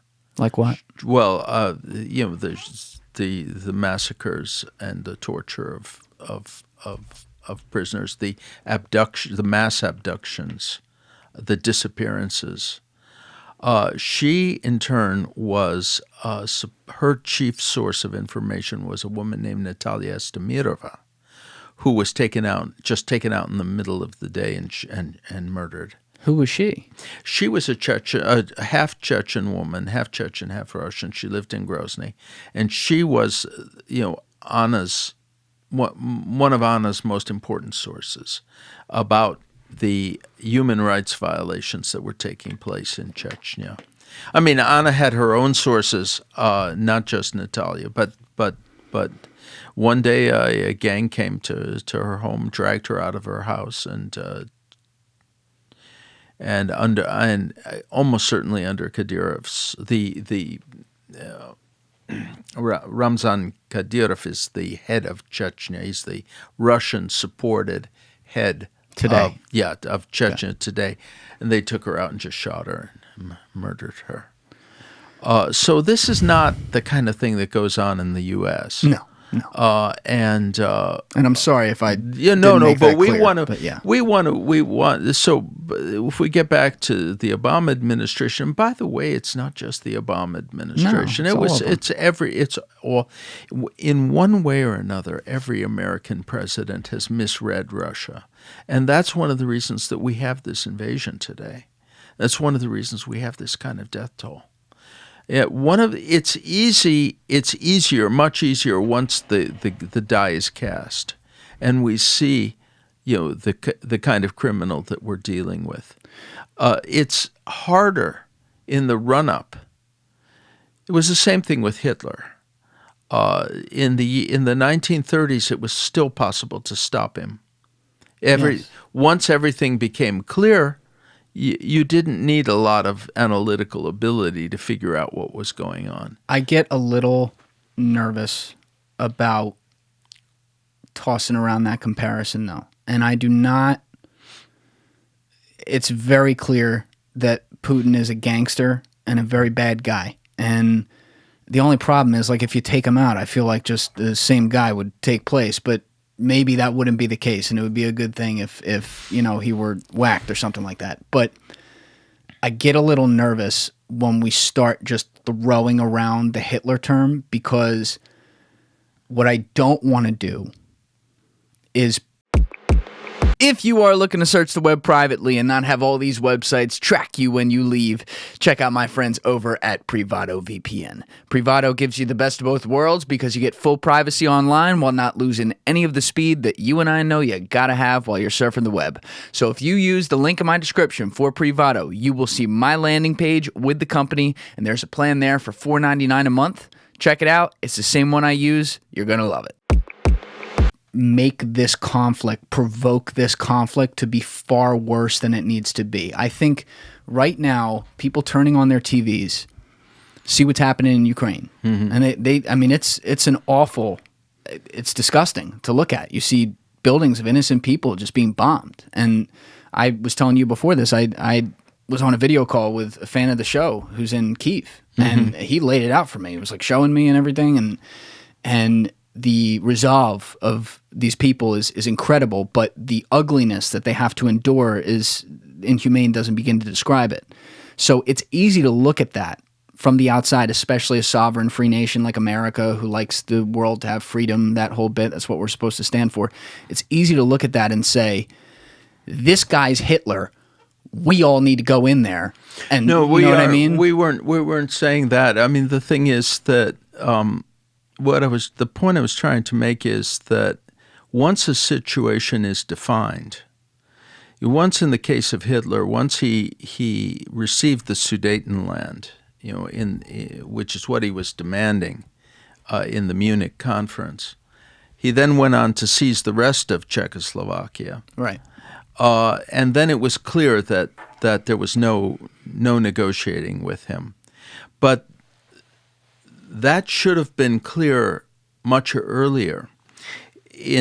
Right after he took power, he massacred the leaders of the SA. Those was the Night of the Long Knives. In the Night of the Long Knives. And the British papers at that time said Hitler suppresses a mutiny like a gangster. But then that image of Hitler as a gangster was quickly forgotten. And during all the 1930s, people tried to negotiate with him. And it culminated in the Munich Agreement, in which Britain and France agreed that they would not defend Czechoslovakia. Now, after the Munich Agreement, when Hitler made it clear that he was not going to abide by any agreement with the Western powers, it was obvious that we had a fight on our hands, or the world had a fight on its hands. But that could have been the art and the responsibility is to understand that before the situation becomes obvious, when it's still possible to do something, when you don't have to resort to violence. Same thing here in the case of Putin. There were many indications along the way that this was a person that needed to be deterred. Now he's already declared war. He hasn't declared war, but he's already launched a war. He's already invaded a neighboring country. So now it's obvious. But what about the years when he gave many signs that he was capable of such a thing? This is the comparison. So, just as the British, for example, pursued a policy of appeasement the Chamberlain with Hitler on the assumption that he could be dealt with, in order to do that, they had to overlook a lot of what was going on, the discrimination against the Jews, the Kristallnacht, the Nuremberg laws, the insane rallies, the Night of the Long Knives, the seizure of the Rhineland. There were many things, and at every point they decided not to make an issue, not to look at it, to try to find a peaceful solution. You can understand this. This is peaceful people in democratic states think that way, but sometimes you have to be able to read the signs. Yeah.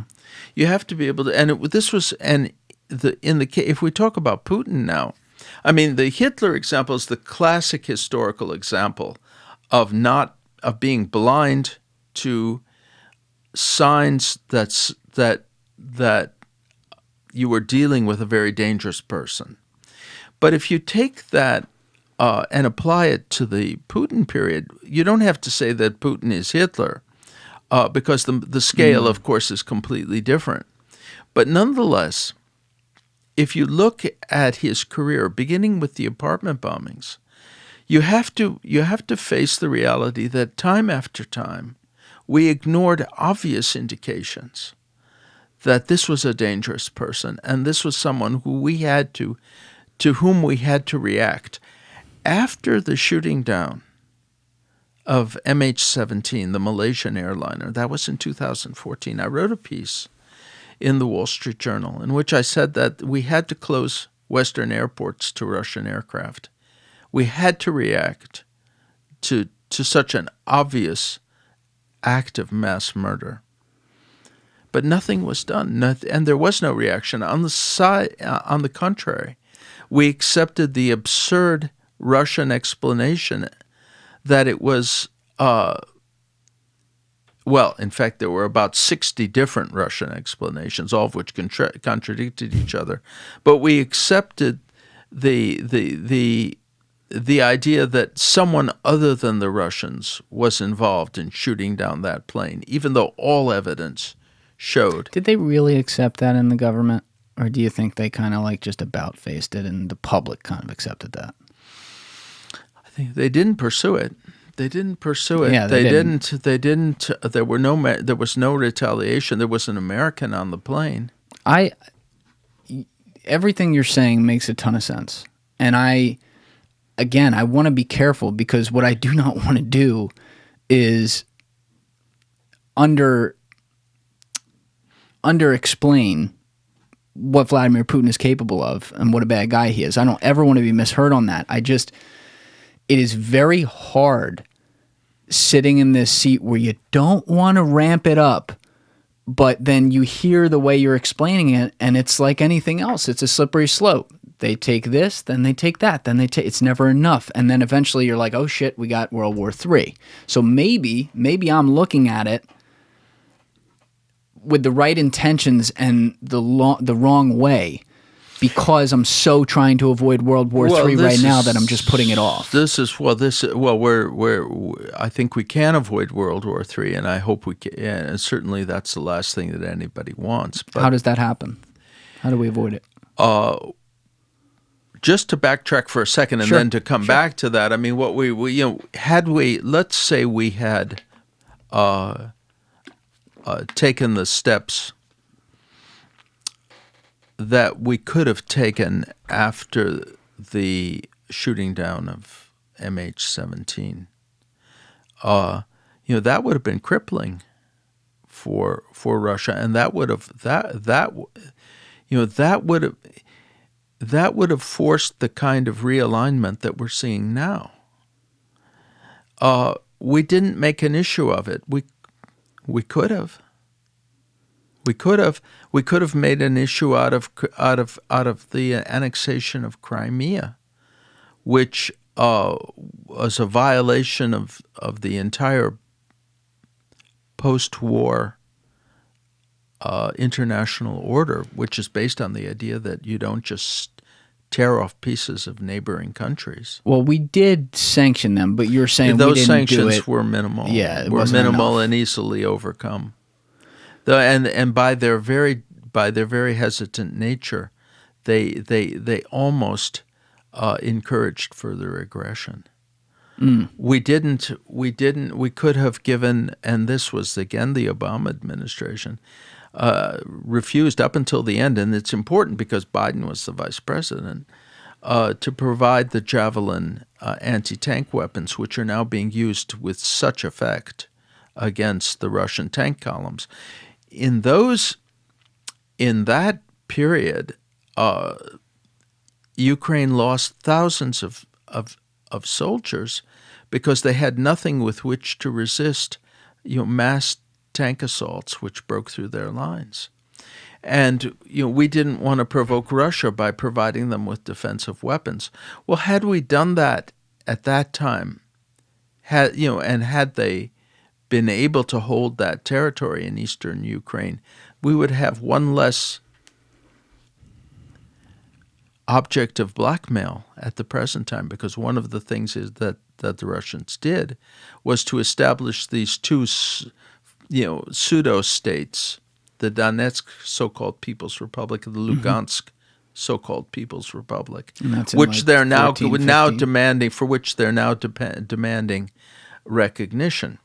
Meaning as a part of Russia now, or are they still saying independent? As supposedly independent states, but clearly controlled by Russia and capable of creating problems for Ukraine. So we have a situation really in which by not taking action for as long as we did, not reacting to things to which we should have reacted, we now face a full-scale war. I mean, and that's what we should have avoided. I mean, if we go back just for another minute to the appeasement and the Hitler period, Churchill said repeatedly during the 1930s, this was an avoidable war. Mm. This war was avoidable, and the Czechs were very well armed, and particularly in those areas where the Sudeten Germans lived in the mountains, and which faced the German border. In any case, I think we can say something similar about the war that's going on now. This was avoidable. It was avoidable in the sense that we had the means early on to deter further aggressive action by Putin. And what you're getting at is we really could have done that in 2014, 2015 with this once Crimea We could have happened. done it in 2000 after the bombings. Sure. We could have done it. We could have done it in 2008 after the invasion of Georgia. We could have done it after the murder of Alexander Litvinenko. I mean, it's difficult to stand on principle. I mean, honestly, we got a bad record with that kind of thing, though. Because, I mean, you look at what we did in 2018. Jamal Khashoggi clearly murdered, probably with bin Salman of Saudi Arabia, literally on the screen watching it. There's evidence to show that happened, but they have the full evidence that he was actually murdered in there on orders of the Saudi government. And we appeased them. We didn't stop anything. We're doing business like crazy with Saudi. In fact, once this whole Russia thing hits, Biden's trying to get bin Salman on the phone now, But, like, I think Trump's thought was like, oh, well, they're good for Israel. You can't, in my opinion... To the Saudis. Yeah, you can't... I agree with your point in this. You can't treat gangsters like partners, period. I'm with you there. And, well, I mean, we have... here's the irony of the situation. Saudi Arabia is in a different relationship to the U.S. than Russia. I mean, Saudi Arabia is not capable of launching an all-out nuclear war against the U.S. But you're quite right. I mean, the difficulty of enforcing standards in our relations with any country, comes up against, the way in which we interpret the national interest. Yeah. In the case of Russia, that interpretation was faulty, for the simple reason that we didn't recognize that whatever, Saudi Arabia deals with, the Saudi Arabian leadership deals with its opponents like gangsters and criminals. That's true. So this type of behavior. But what Russia threatens is the international order. We have a situation in which the unilateral attack on a imperfect but nonetheless democratic country, which is what we're talking about in Ukraine. 45 million people. 45 million people can easily set the stage for intimidation against the more vulnerable members of the NATO alliance. If the NATO alliance is not able to defend its most vulnerable members, for example, Estonia with a population of 1 million, or Latvia with a slightly larger population, or Lithuania, then it ceases to be viable as an alliance. And if it's not viable as an alliance, that means that each of the component countries will make their own deals with a potential aggressor. Mm. And his influence will extend far beyond his own borders. I was talking with a friend of mine who I think he's eventually going to come on the show, but we'll say he was a well-placed, pretty high-up military guy. Mm-hmm. And one of the things that he said right away when this happened is, first of all, he shared your opinions on Putin. He thought we should have dealt with him a lot sooner. And it sounded like, I didn't get into it with him, but it sounded like through actual serious economic sanctions, similarly to what you said.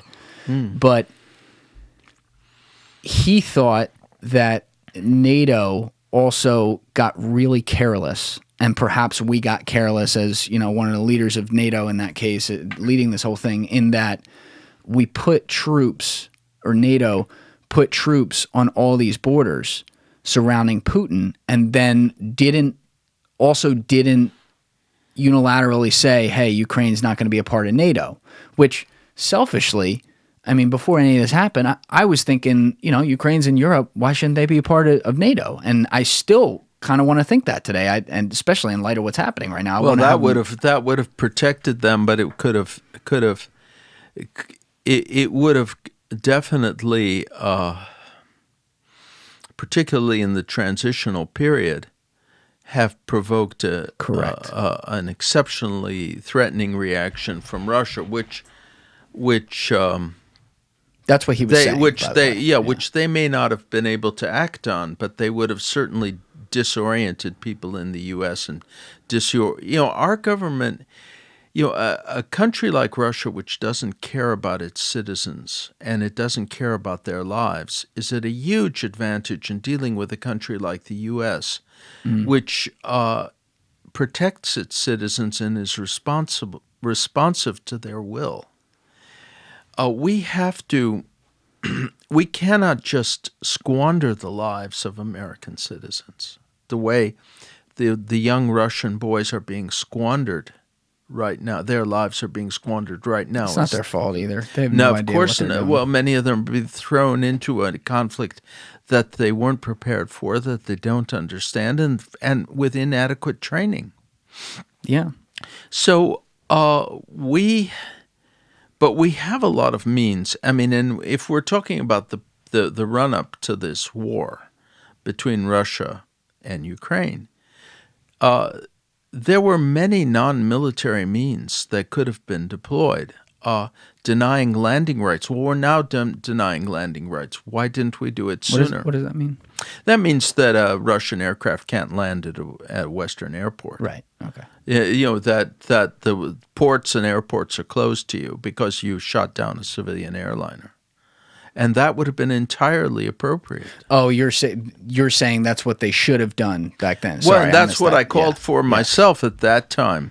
But now that's not a declaration of war, but it's a very effective way of limiting a potential adversary if they can't fly. That will cripple, the boycott, the embargo on spare parts. They use Boeings and Airbuses on their internal routes as well as their external routes. They're going to, it's not going to be safe to fly. So maybe if they had, I'm just thinking out loud here, maybe if we had taken action a month before they invaded, when it was starting to look like, oh shit, this could happen. Then that was the time to declare a no-fly zone. Before they had, but of course a no-fly zone has its risks, even under those circumstances. But it would have forced the Russians to strike first. Even then you would have declared that. The thing about the no-fly zone is that you have to enforce it. And right now, I don't know. Are you familiar with Breaking Point's Crystal and Sagar?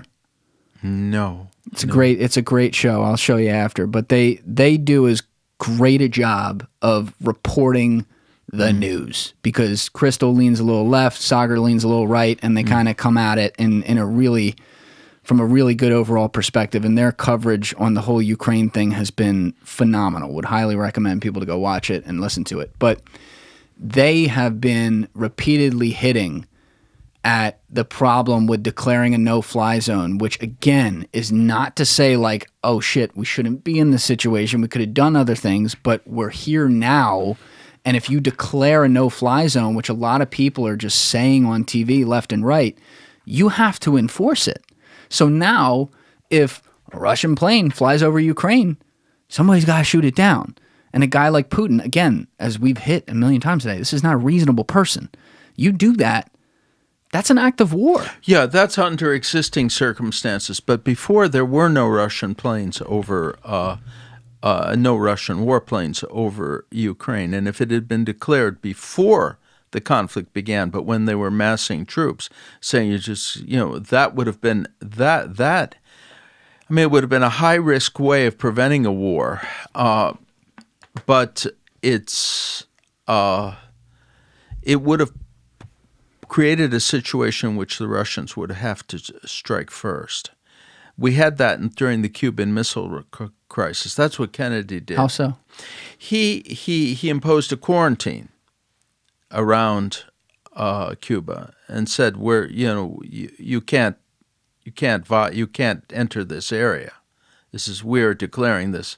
And the planes. What? Like planes and stuff. No, this was that was ships delivering missiles. Anything. Yeah. Well, no, it was ships, Okay. but they were delivering missiles to Cuba, and the Russians turned around. They didn't. He gave them the option of either attacking, or turning around, and they turned around. Now, in the case if had the U.S. imposed a no-fly zone, and just very peacefully, no one's up in the air, no one's being shot down, because there are no planes in the air. Right. Just declare a no-fly zone at a moment when the Russians are massing troops, and it appears that they might be thinking of invading, and they're saying publicly that they're not going to invade. Then it would be really up to the Russians to make the decision to attack NATO.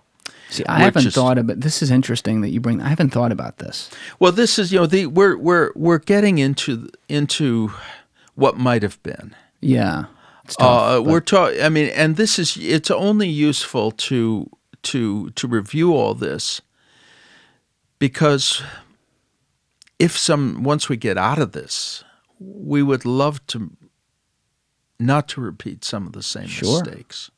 But right now, this is not something that can help us with the present situation, alas. I mean, I'm not saying it's not worthwhile. It is, that we should be discussing it. We should be thinking about it. But we have another and more pressing problem on our hands, which is what do we do now with the situation which we have and which we can. I mean, under the existing circumstances, to impose a no-fly zone would definitely take us in, and we would have to take out Russian anti-aircraft on Russian territory. But given the existing situation, we have to look for every possibility to aid the Ukrainians, and there are some options that we should be considering. It's up to military specialists to decide, and various specialists have spoken out on this subject and said that there are alternative ways of reinforcing Ukrainians. Now, we, not being experienced military planners and specialists, have to rely on those who have devoted their lives to the study of these issues to give us the right advice. But the general principle is something I think we can all agree on, which is that this is a nation that's got to be helped. And okay, we didn't do everything we could have done, and maybe everything we should have done up until the moment when the war broke out. But that's ancient history now.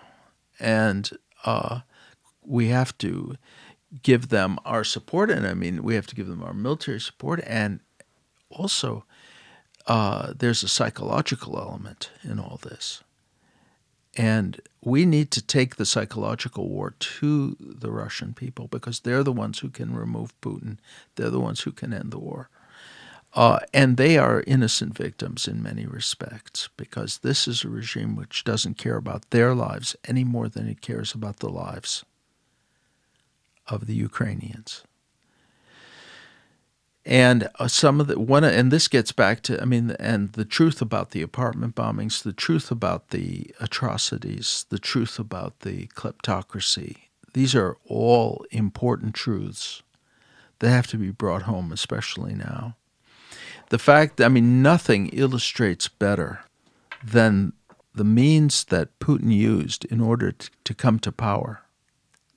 Nothing illustrates better his true attitude toward the Russian people, that he was ready to murder hundreds of randomly chosen, absolutely innocent people who had nothing against him and who posed no threat to him, but just to use their lives that way. That's a message that we need to convey. And some people will say, well, the Russian people are passive, that the Russian people will not react no matter what you tell them. Well, that's a very pessimistic view, and I don't think it's 100% justified. But I would say this, that information can have an effect on those circles in the Russian government, in the military, in the intelligence apparatus who are capable of removing Putin. We've seen it. We've seen the warnings that were issued before the war was launched from retired generals, Russian generals, who said this would be a total disaster and it'll be the destruction of Russia. There are some bad people in the Russian security services, but they're not all bad. Mm-hmm. There are also people who genuinely care about their country and genuinely are worried about the future and generally don't sympathize with the idea that people come to power by murdering innocent people and blowing them up in their beds. They need to be reminded, because those are the people who can bring this to an end. Before I get into what you just said, because this is a critical topic, the psychology of the Russian people, that I think a lot of us have questions on, and I think you obviously know a lot about. But before I get into that, I do want to make a comment about the things you said early in there about the no-fly zone. First of all, I really appreciate your taking seriously that situation, because now, given where we're at, now it's a war problem because the planes are already in the sky. I will admit I hadn't totally thought about if they had done it preemptively, and that is something I'm going to be thinking about after this episode, because that's not the same thing. Now it would have forced them to have to invade, and therefore, they're being the aggressor after they were warned. So I'm going to have to think more about that. One thing in there, though, is that you mentioned the military people who this is their job and they're the professionals and all that. And I, on the surface, agree. I do worry about the almost like, you throw around the term, but the military industrial complex, because you see some of these guys so carelessly going on TV and just now floating like, oh, no fly zone, and military guys, like it's nothing. And it is now it's, unfortunately, we didn't do enough, so now it's a different situation. And I think that's certainly problematic. But you were getting towards I think your phrase was like, we need to fight back by providing you said something like providing the Russian people with information. And it goes into the middle of the whole propaganda piece, which you've touched on a bunch today, as far as after the Soviet Union, the lack of information, the control of it has still very much run through the Kremlin. And so the people see what they're told to see.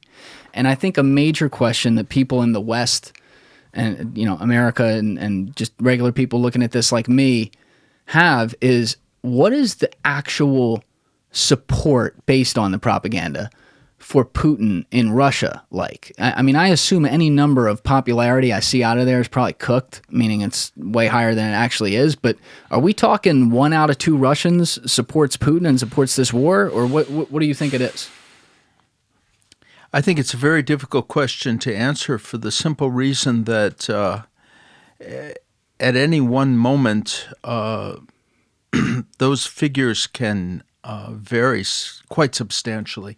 If we take the United States just as a point of comparison, public opinion doesn't gyrate dramatically. It evolves over time. It can react to very dramatic events. For example, the September 11th attacks, which George Bush handled very well, in the aftermath at least, and his popularity rose enormously. But generally speaking, there's a kind of stability to American public opinion that you don't have in Russia. Why is that? In Russia, the ability of a mood to kind of take hold of the population is extraordinary because the people have a tradition of being propagandized. Throughout their history, moods, particularly political moods, were manufactured. They endured one campaign after another. During the Stalin period, there were campaigns against wreckers, against counter-revolutionaries. There was the Doctor's Plot, which was an anti-Semitic campaign.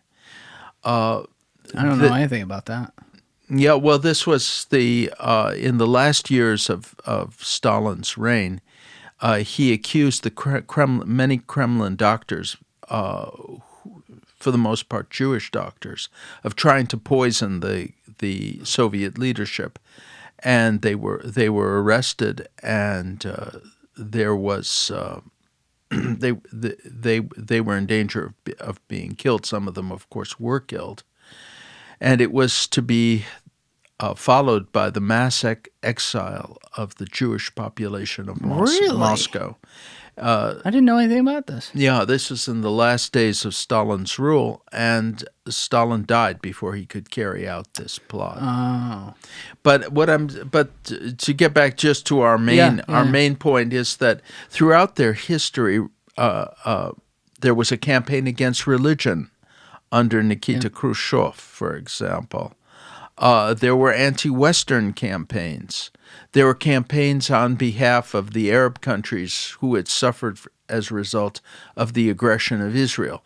There were campaigns on behalf of the Vietnamese who were fighting against the United States. So Russian people are accustomed to campaigns, to manufactured opinions, to mass propaganda. And as a result, their view of a given situation can change rather dramatically depending on the circumstances, because this has been their history. And they don't have the kind of stabilizing factors that we have in this country, independent centers of power and influence, which can mediate against an official point of view, even though in reality, the official point of view, which is, we could say provisionally is expressed at White House press conferences, is hardly imposed on people, but it's nonetheless offered. So as a result of this, we have to be very careful in making assumptions about how much support Putin has. We know that according to public opinion polls, after the annexation of Crimea, his popular support went up 60% to 80%, according to polls. Do you believe that? Well, that may well have been what people answered. That may well have been an accurate depiction of how people filled out forms or answered on the telephone.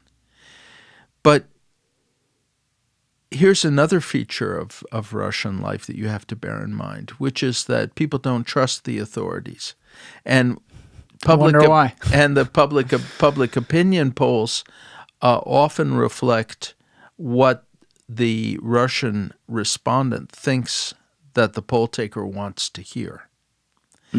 So those figures, I think, I'm willing to accept the idea that Putin's popularity went up dramatically after the annexation of Crimea.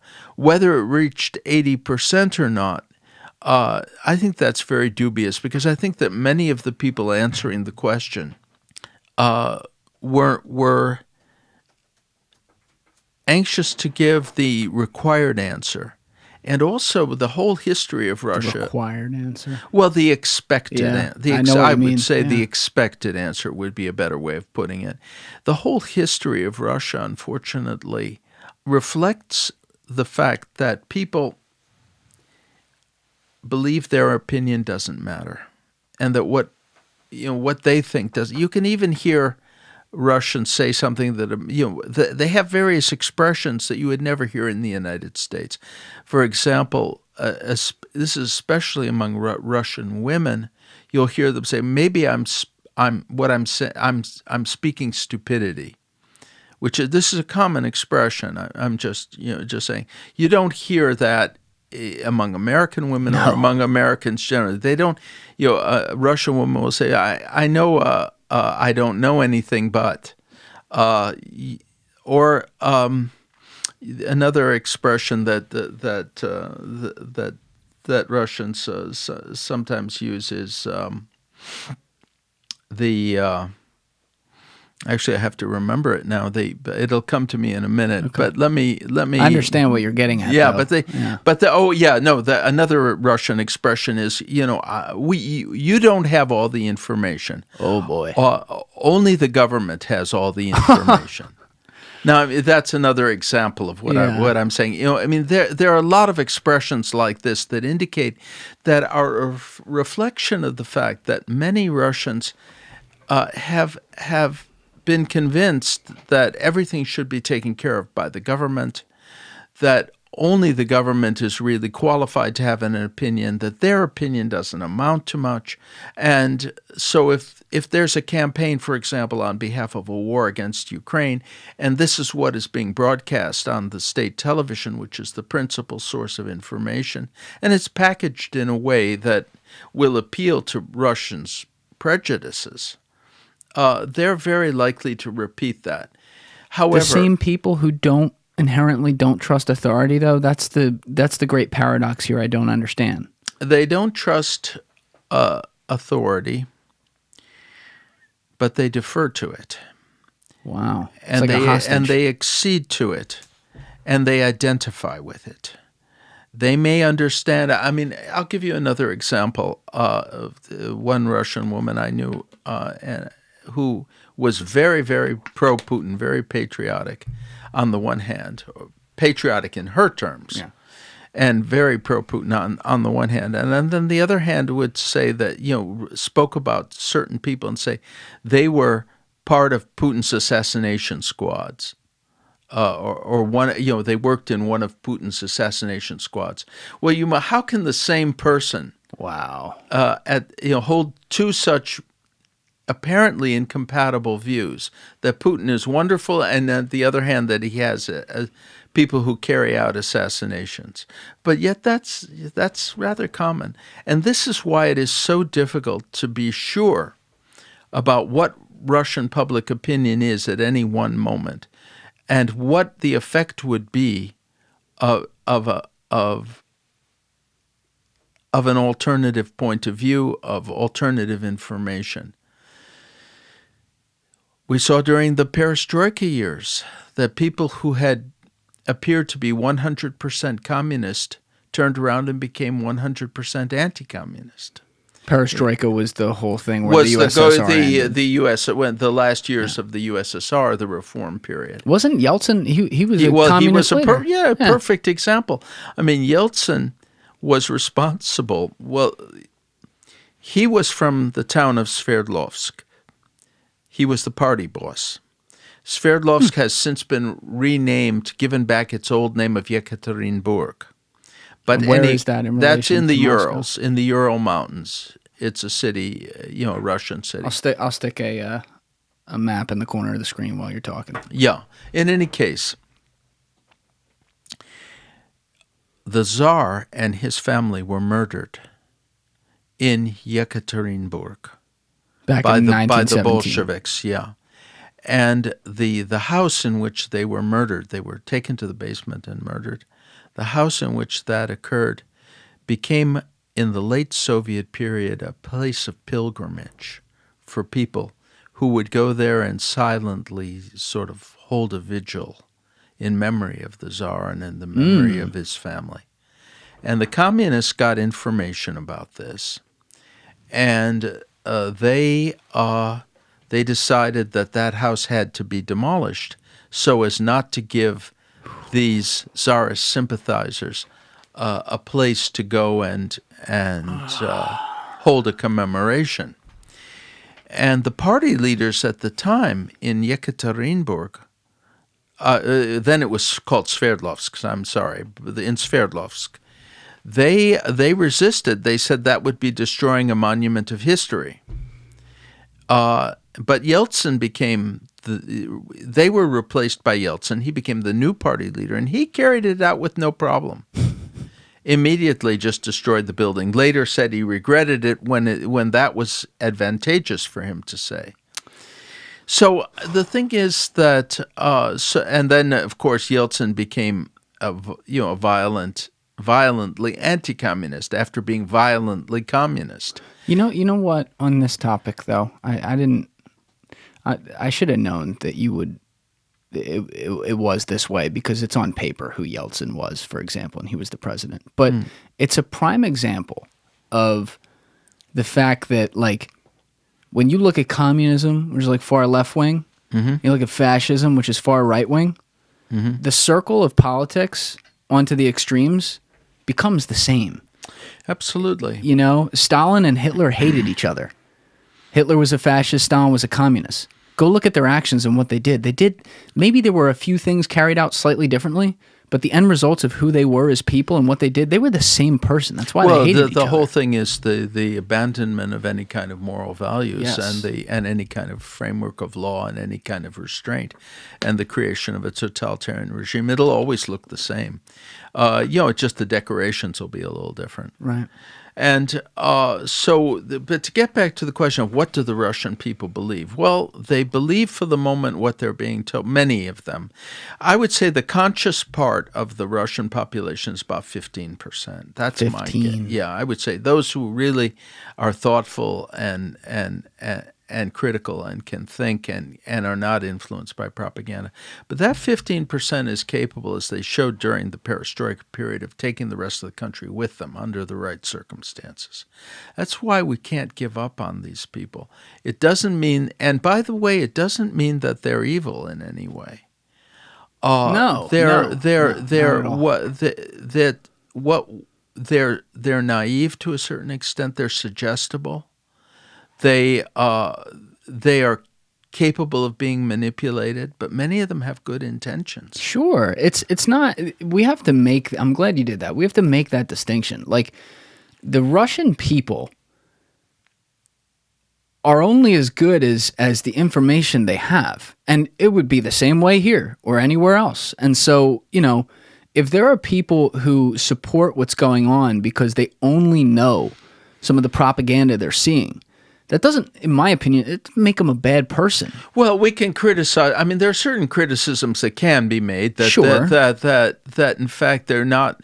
These are people who are not open-minded. They're not making an effort. They're not. But let's be realistic. I mean, people are people, and how many people, even in a free society, are willing to make an effort? Right. And it's also like, you got to remember, I think we might have said this in something earlier, but like, think about all these 18, 19-year-old kids who are invading Ukraine.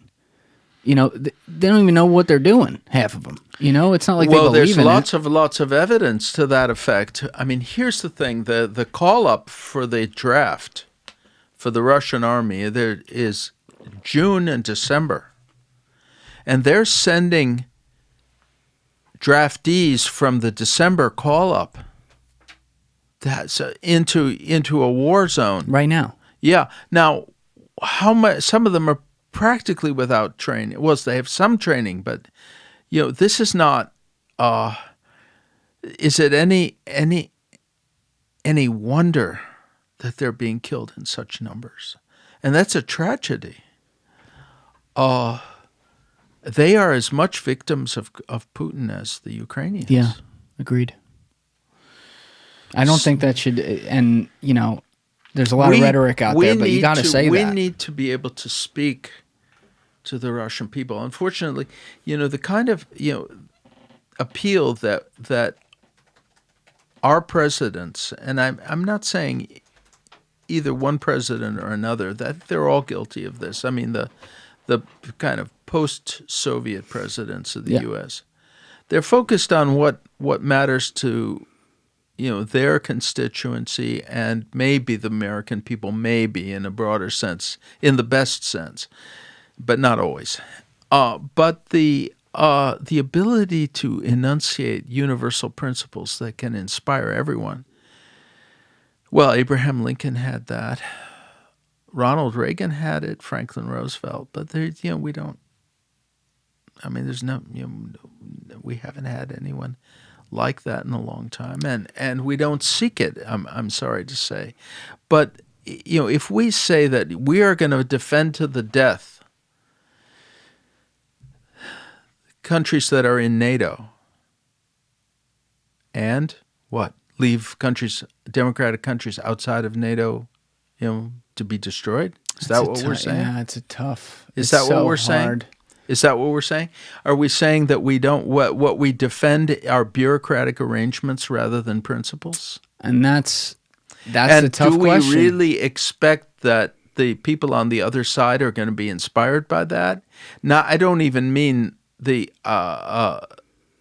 Ukrainians who are deliberately left out, but Russians who might be our potential allies. You got to remember, and I'm speaking for a lot of people in my generation. I think I'm speaking for a lot of people across generations too, but on here I can technically only speak for myself, so some people will listen and agree, and maybe some other people won't. But, you know, growing up in the era of the Iraq War and Afghanistan and stuff and what went on, the concept of endless wars and being the world's police, it's a loaded thing because the downsides of that are tremendous. And at the same time, nobody it's horrible to see some of the things that go on around the world. But not to take anything away from Ukraine, I just really wonder why, you know, we're all so into what's happening in Ukraine right now. Totally get that. Agree. We should be. But, like, what about all the brown kids every day in the Middle East who have been having this happen for 40 years, 50 years? We don't show the same energy for that. And in reality, it's like some of that we're in the middle of. You know, like, I would argue that, like, we just, for a little bit of context for you, like, we should have gone into Afghanistan after 9/11. But then we went to Iraq that had nothing to do. Saddam Hussein was an awful guy, don't get me wrong. Awful dude. Tortured his people, the whole nine. But, like, he had nothing to do with 9/11, and they went in there under what ended up being false pretenses and then created this whole vacuum and really just forget destabilizing the area. It's like you have created that attitude that I just projected. We don't want to see this. The Iraq War had long-standing psychological and political consequences. I think that, look, you know, with the benefit of hindsight, you know, hindsight is always 20/20. Yes.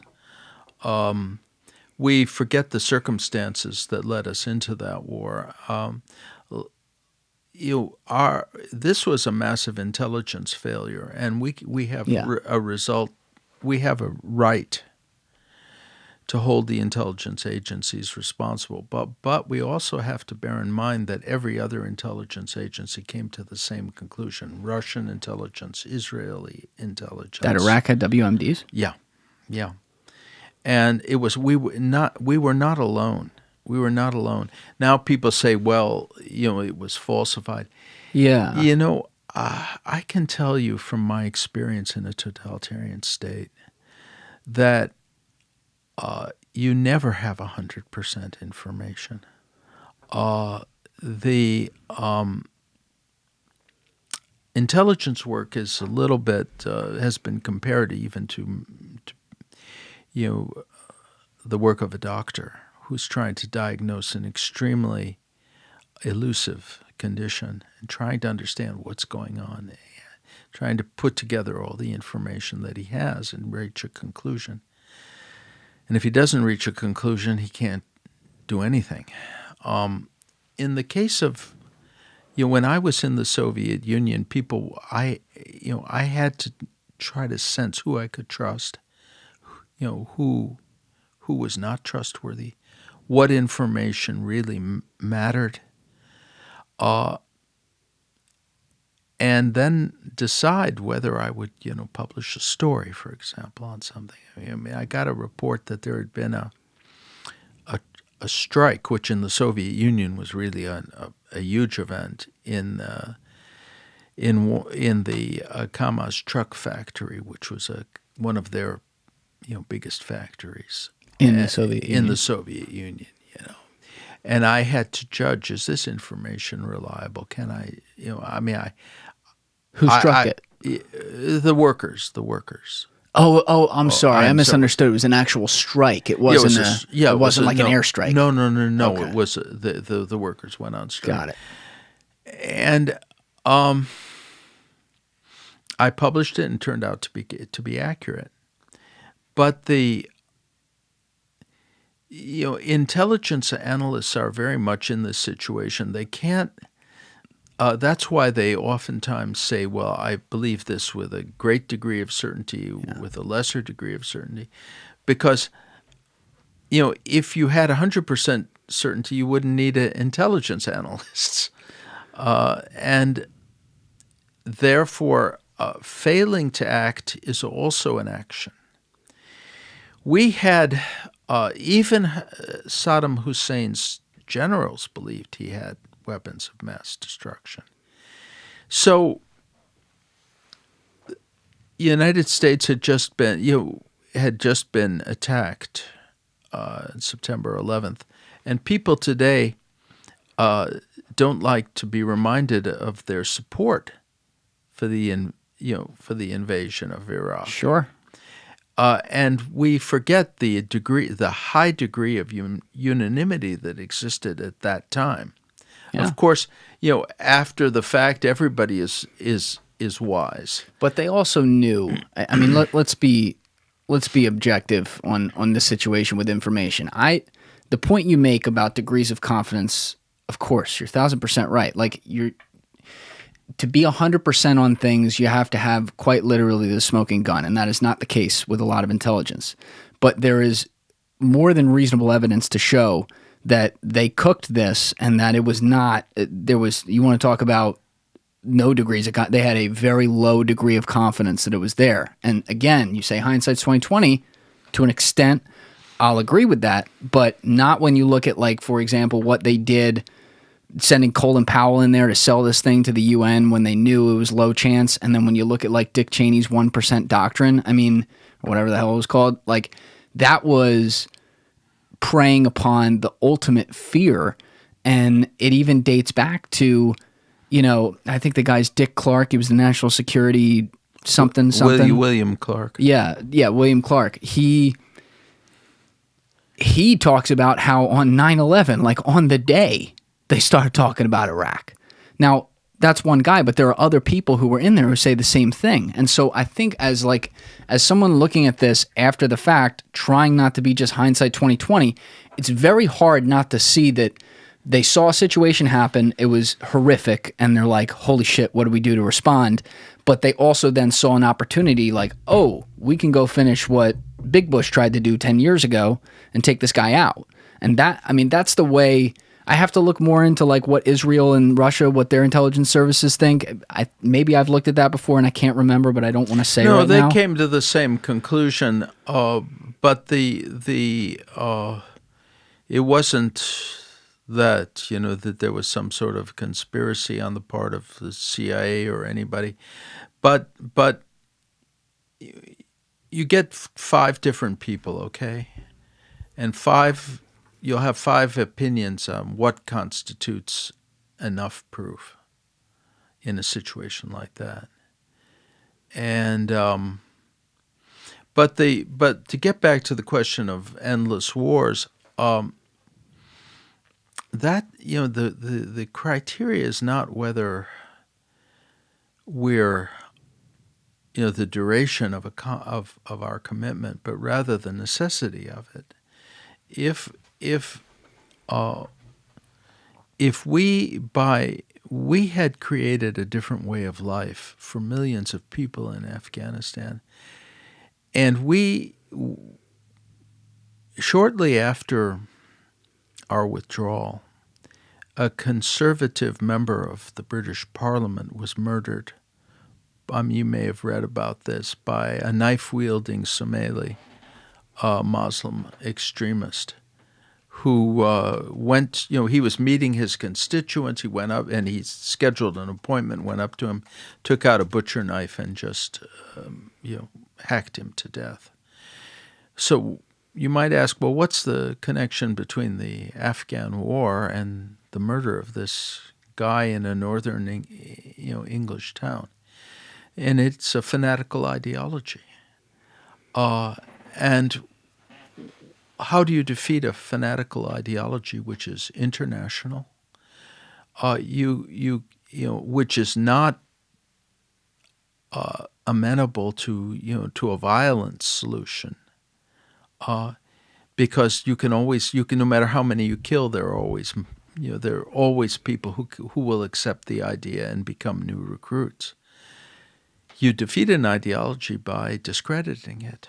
How do you discredit it? Yeah, it's a big how. You discredit it by showing that that in fact it's not historically inevitable, as its proponents claim, that it can be defeated, and that those who oppose it have the will to resist it. In the case of and in reality, this is how communism was defeated. Yeah, I think there's a huge distinction, though, here.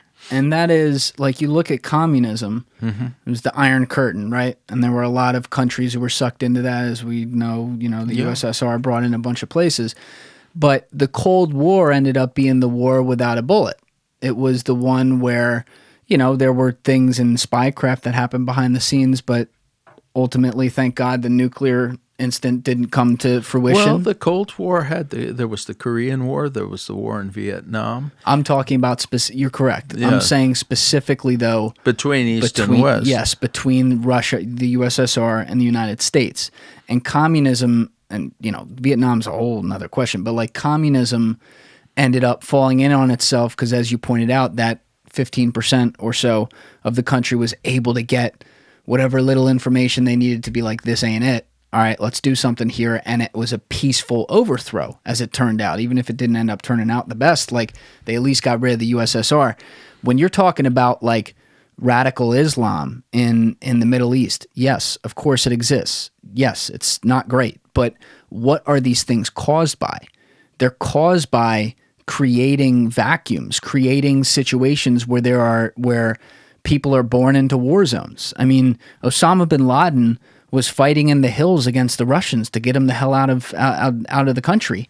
And that's when he radicalized, when he really got radicalized to like his higher calling to run the jihad. You know what I mean? So you look at a situation like Afghanistan, once we took our eye off the ball there and started focusing on Iraq, the progress we had made in a year in Afghanistan went out the window over the next 19 years, as we now have seen through proof. And we created another area of focus in Iraq where all these other people now were born into a constant war zone. And there's a fight between the ideologies, because this is where my point is, this is where you can give the room to radicals who trade on psychological manipulation to say, look at who the oppressor is. They're here. They have guns. They have bases. They tell you what you can do. You see how they just struck a drone down and 100 people died, and it was a bunch of women and children? I don't think that's I mean, they see that, of course, but that, when you deal with an idea,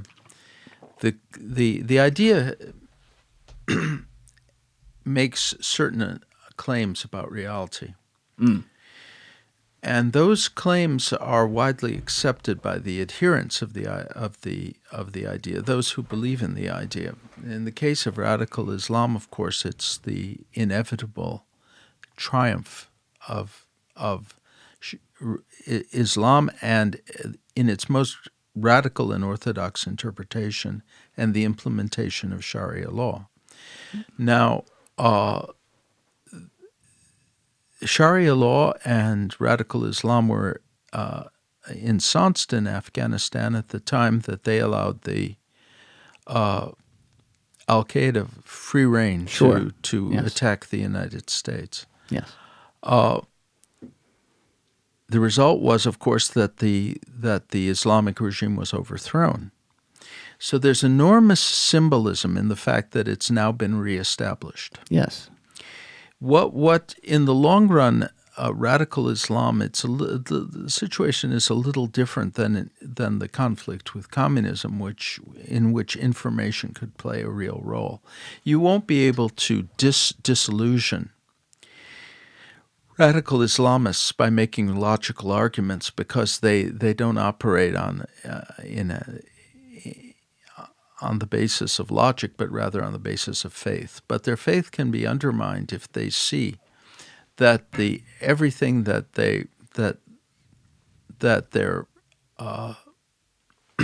their ideology, and it is an ideology actually, or their interpretation of their religion prescribes, is simply not coming true.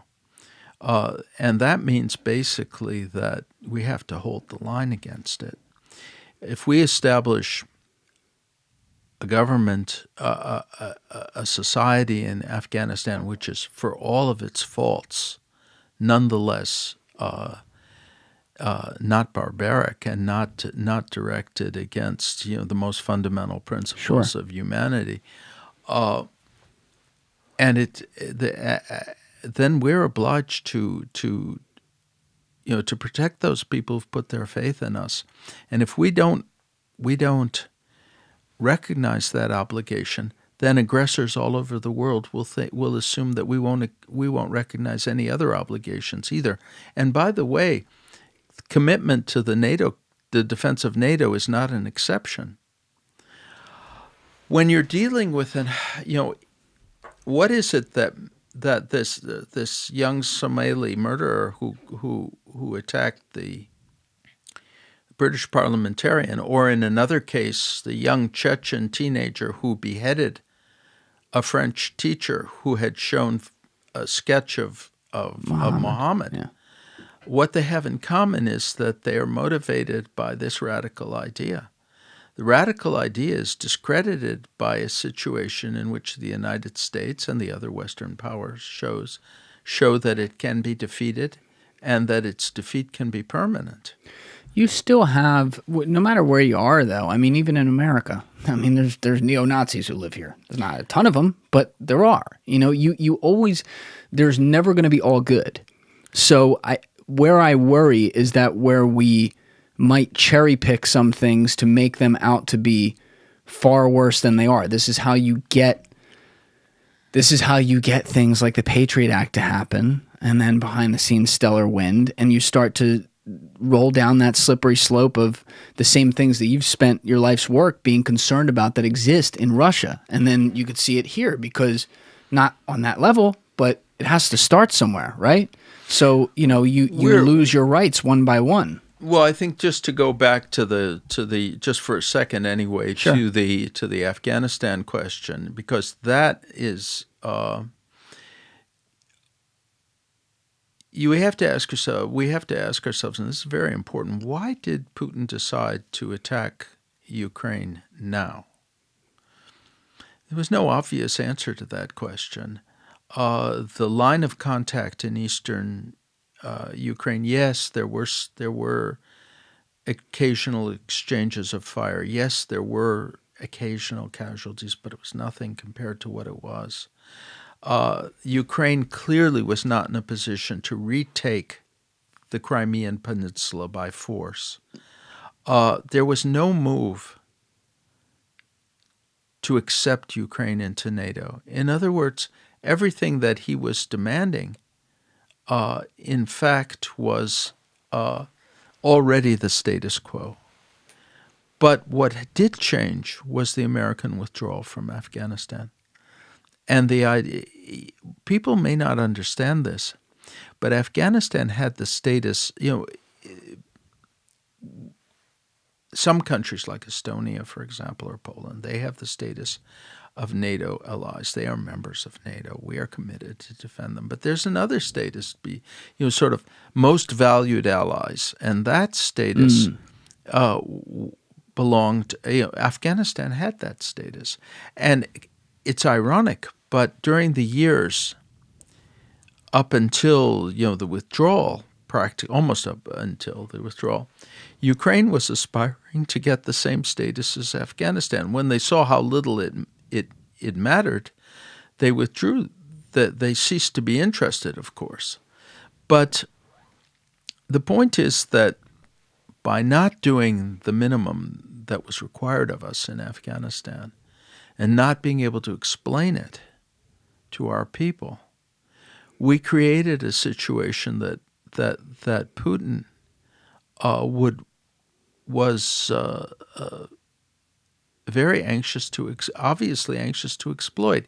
He had no real reason for an attack on Ukraine. There was nothing threatened him.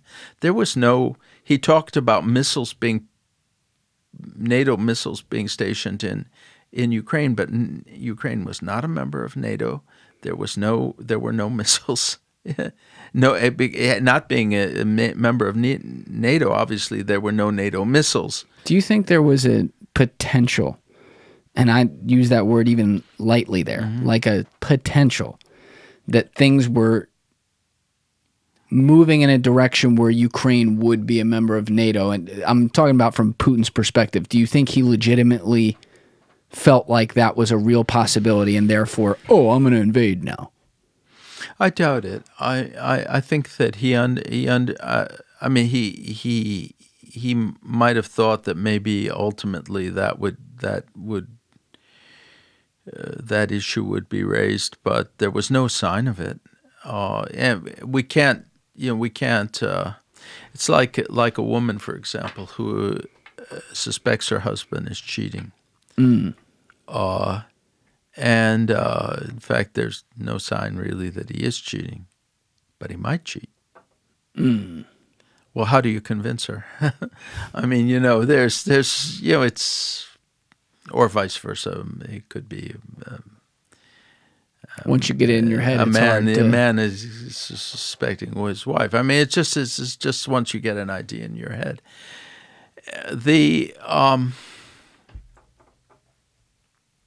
The real reason was that Putin wanted to reproduce the Crimean effect. This is a corrupt regime. It's a lawless regime.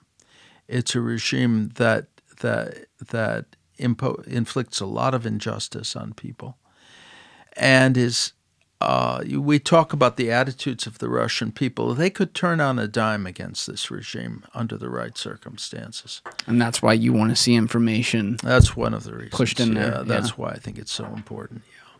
And Putin has resorted to the tried and true method of Russian leaders, start a war in order to rally support around a corrupt regime. In 1994, Yeltsin did the same thing. He said, we need a war in Chechnya.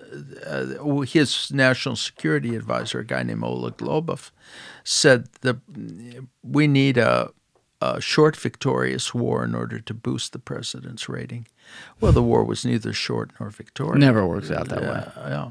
War is unpredictable. Yeah. And the Second Chechen War, in that case, they had planned well in advance, and they succeeded in their objective, which was to put Putin into the presidency. Of course, they preceded it with a terrorist act against their own people.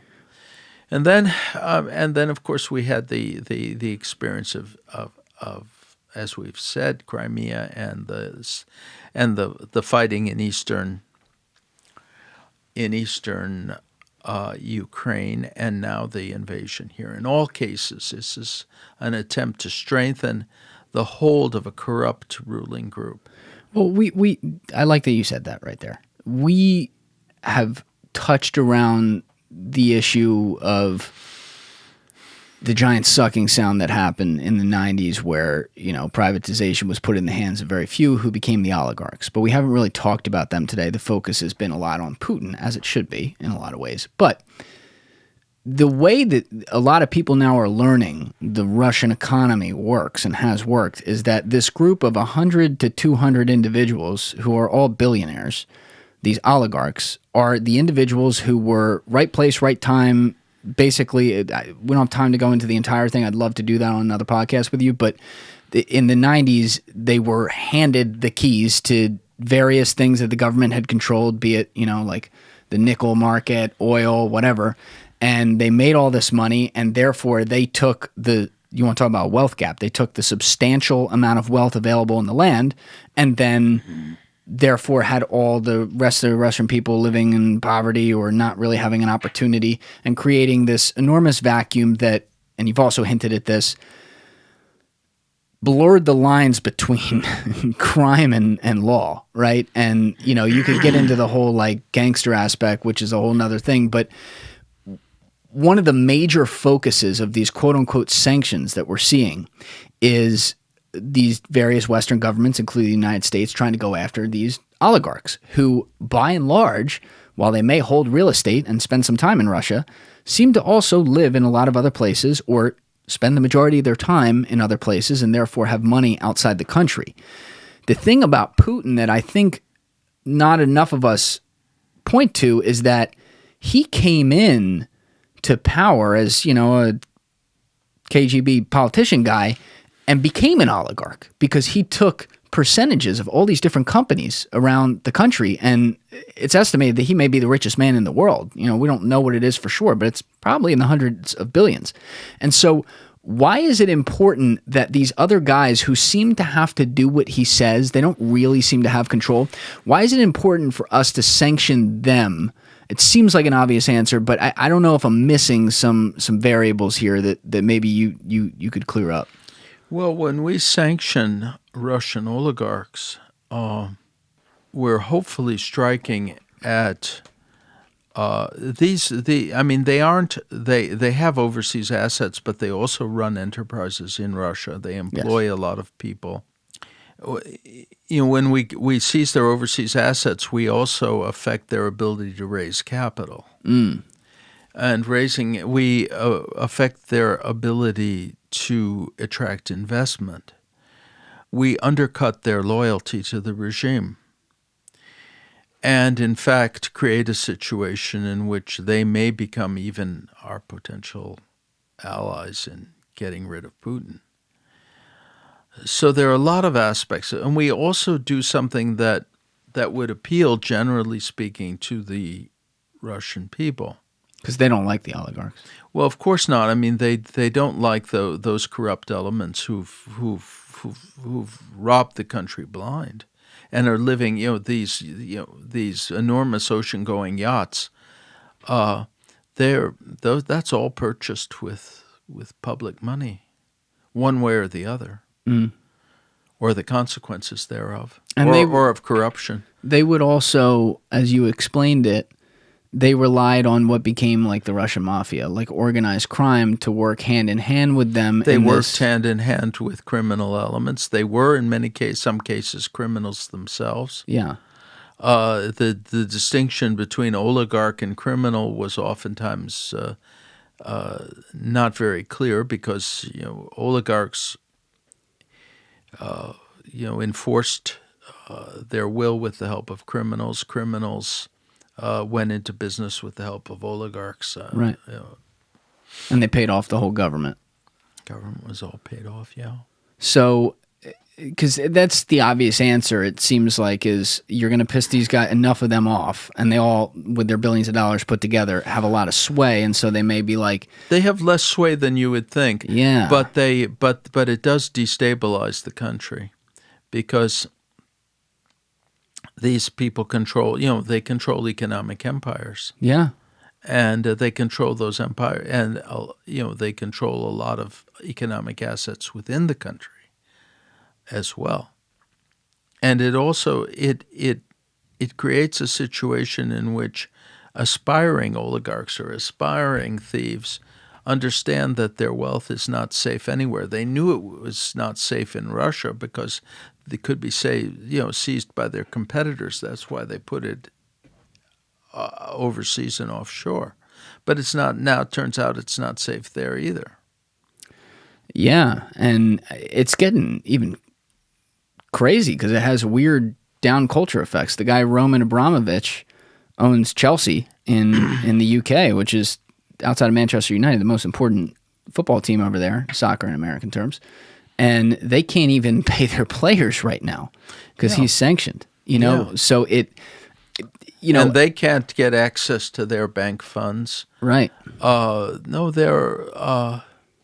It's causing a lot of disruption, and we can't trace precisely all the economic consequences, but these people are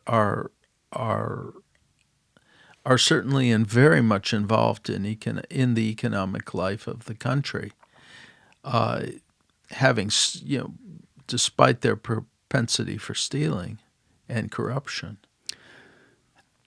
What do you think happens next year? How does this take me through the next year? Well, I wish if I had a crystal ball, I would be in a different category. I think that it reminds me of what Yogi Berra said. He said predictions are difficult, especially about the future. Yeah. But in any case, I mean, there are a lot of press reports that negotiations are making progress just recently. With Ukraine and Russia. Yeah, I mean, I don't know what kind of, any negotiations would have from the Russian point of view their first priority, preserving Putin in power. I'm not sure after this kind of horrendous loss of life that, a solution acceptable to Ukraine would preserve his hold on power. At the same time, any kind of compromises that Ukraine or that Zelensky makes would probably be resisted by large sections of the Ukrainian population. So for these reasons, I'm not as optimistic about these negotiations as I would like to be. I mean, of course, both sides have a reason to avoid further bloodshed, but we'll see. If there is no negotiated solution, there could be maybe a stalemate of some sort. But that would, I'm not sure that the Russians could sustain that because the Ukrainians could go on the counteroffensive. Yeah. I don't know.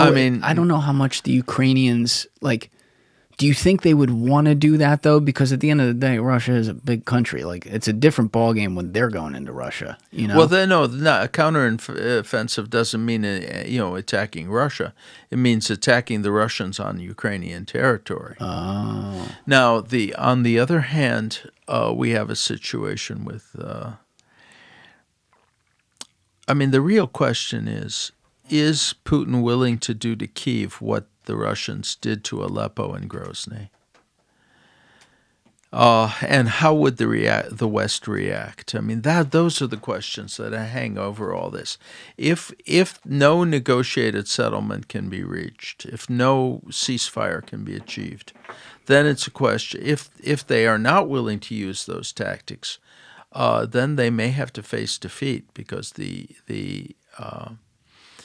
if they do use those tactics, I'm not saying the West would go into the war, but it would be an excruciating situation for the West. And at that point, the transition takes place to guerrilla war, which could go on for a decade. And involve, that could get a lot of people. It would be so bad. And it's tough because Putin is not a guy, he's all about looks. He's your narcissistic tyrant 101. You don't want to show defeat. It's all about the message and holding on to power. And so, well, that's why he went into this, to strengthen his power. And that was one of the reasons I thought that in the final analysis he wouldn't do it, simply because I thought that he would understand that this would be a danger to him. Yeah, you said that. You knew that this would not be a 2-day thing. You were very adamant about that. Oh, no. You were right. Oh, no. So who knows? I mean, it's a tragedy. It's a terrible tragedy because both countries deserve better. Yeah. One last question on him, because we're coming up on the end here. This has been a great conversation. And once again, I really appreciate you doing this. But Well, I'm very glad to be here. And again, I think we should have you back at some point, because there's a lot we're not getting to today. But there's been a lot of talk around Putin's mental state, particularly now. Right. We've seen a lot of paranoia with, I mean, there was like a picture at the beginning of COVID of him in like a hazmat suit. He's sitting, I'll put the picture in the corner of that, and I'll put a picture of him and Macron meeting maybe like a month and a half ago, where they're sitting at a table. Yeah, no, that was 50 feet apart. Yeah. There's another, I believe it's a video. This one I haven't checked the verification on, so take this one with a grain of salt and please look it up yourself. But I believe there was even a video I saw quickly a couple days ago where he was talking into one of those mics, and when his hand went to make a gesture, it went through the mic. So the mic wasn't even real. He was using a digital mic. Meaning he's like, so I'll show you this afterwards, but he's so... Well, that wouldn't be surprising. None of this is surprising. So do you think he's in some way gone off even a deep end for him at this point? Is there reason to believe that and have like credence to it? There's reason to believe it because in the past he was much more calculating. But, you know, this invasion does reflect some departure from his previous pattern of behavior. In the past, he restricted himself to attacking weak enemies. And including Ukraine itself back in 2013 or 2014, because at that time they only had 6,000 battle-ready troops. He also only took a very opportunistic place. Like, he wasn't going into Kyiv. Right. It was in that sense, yes. In other respects, his behavior is consistent with, for disregard of human life, for sure. Right. He's shown that beginning with the apartment bombings. The kind of attempt to use Russian nationalism to shore up the regime, well, that's consistent.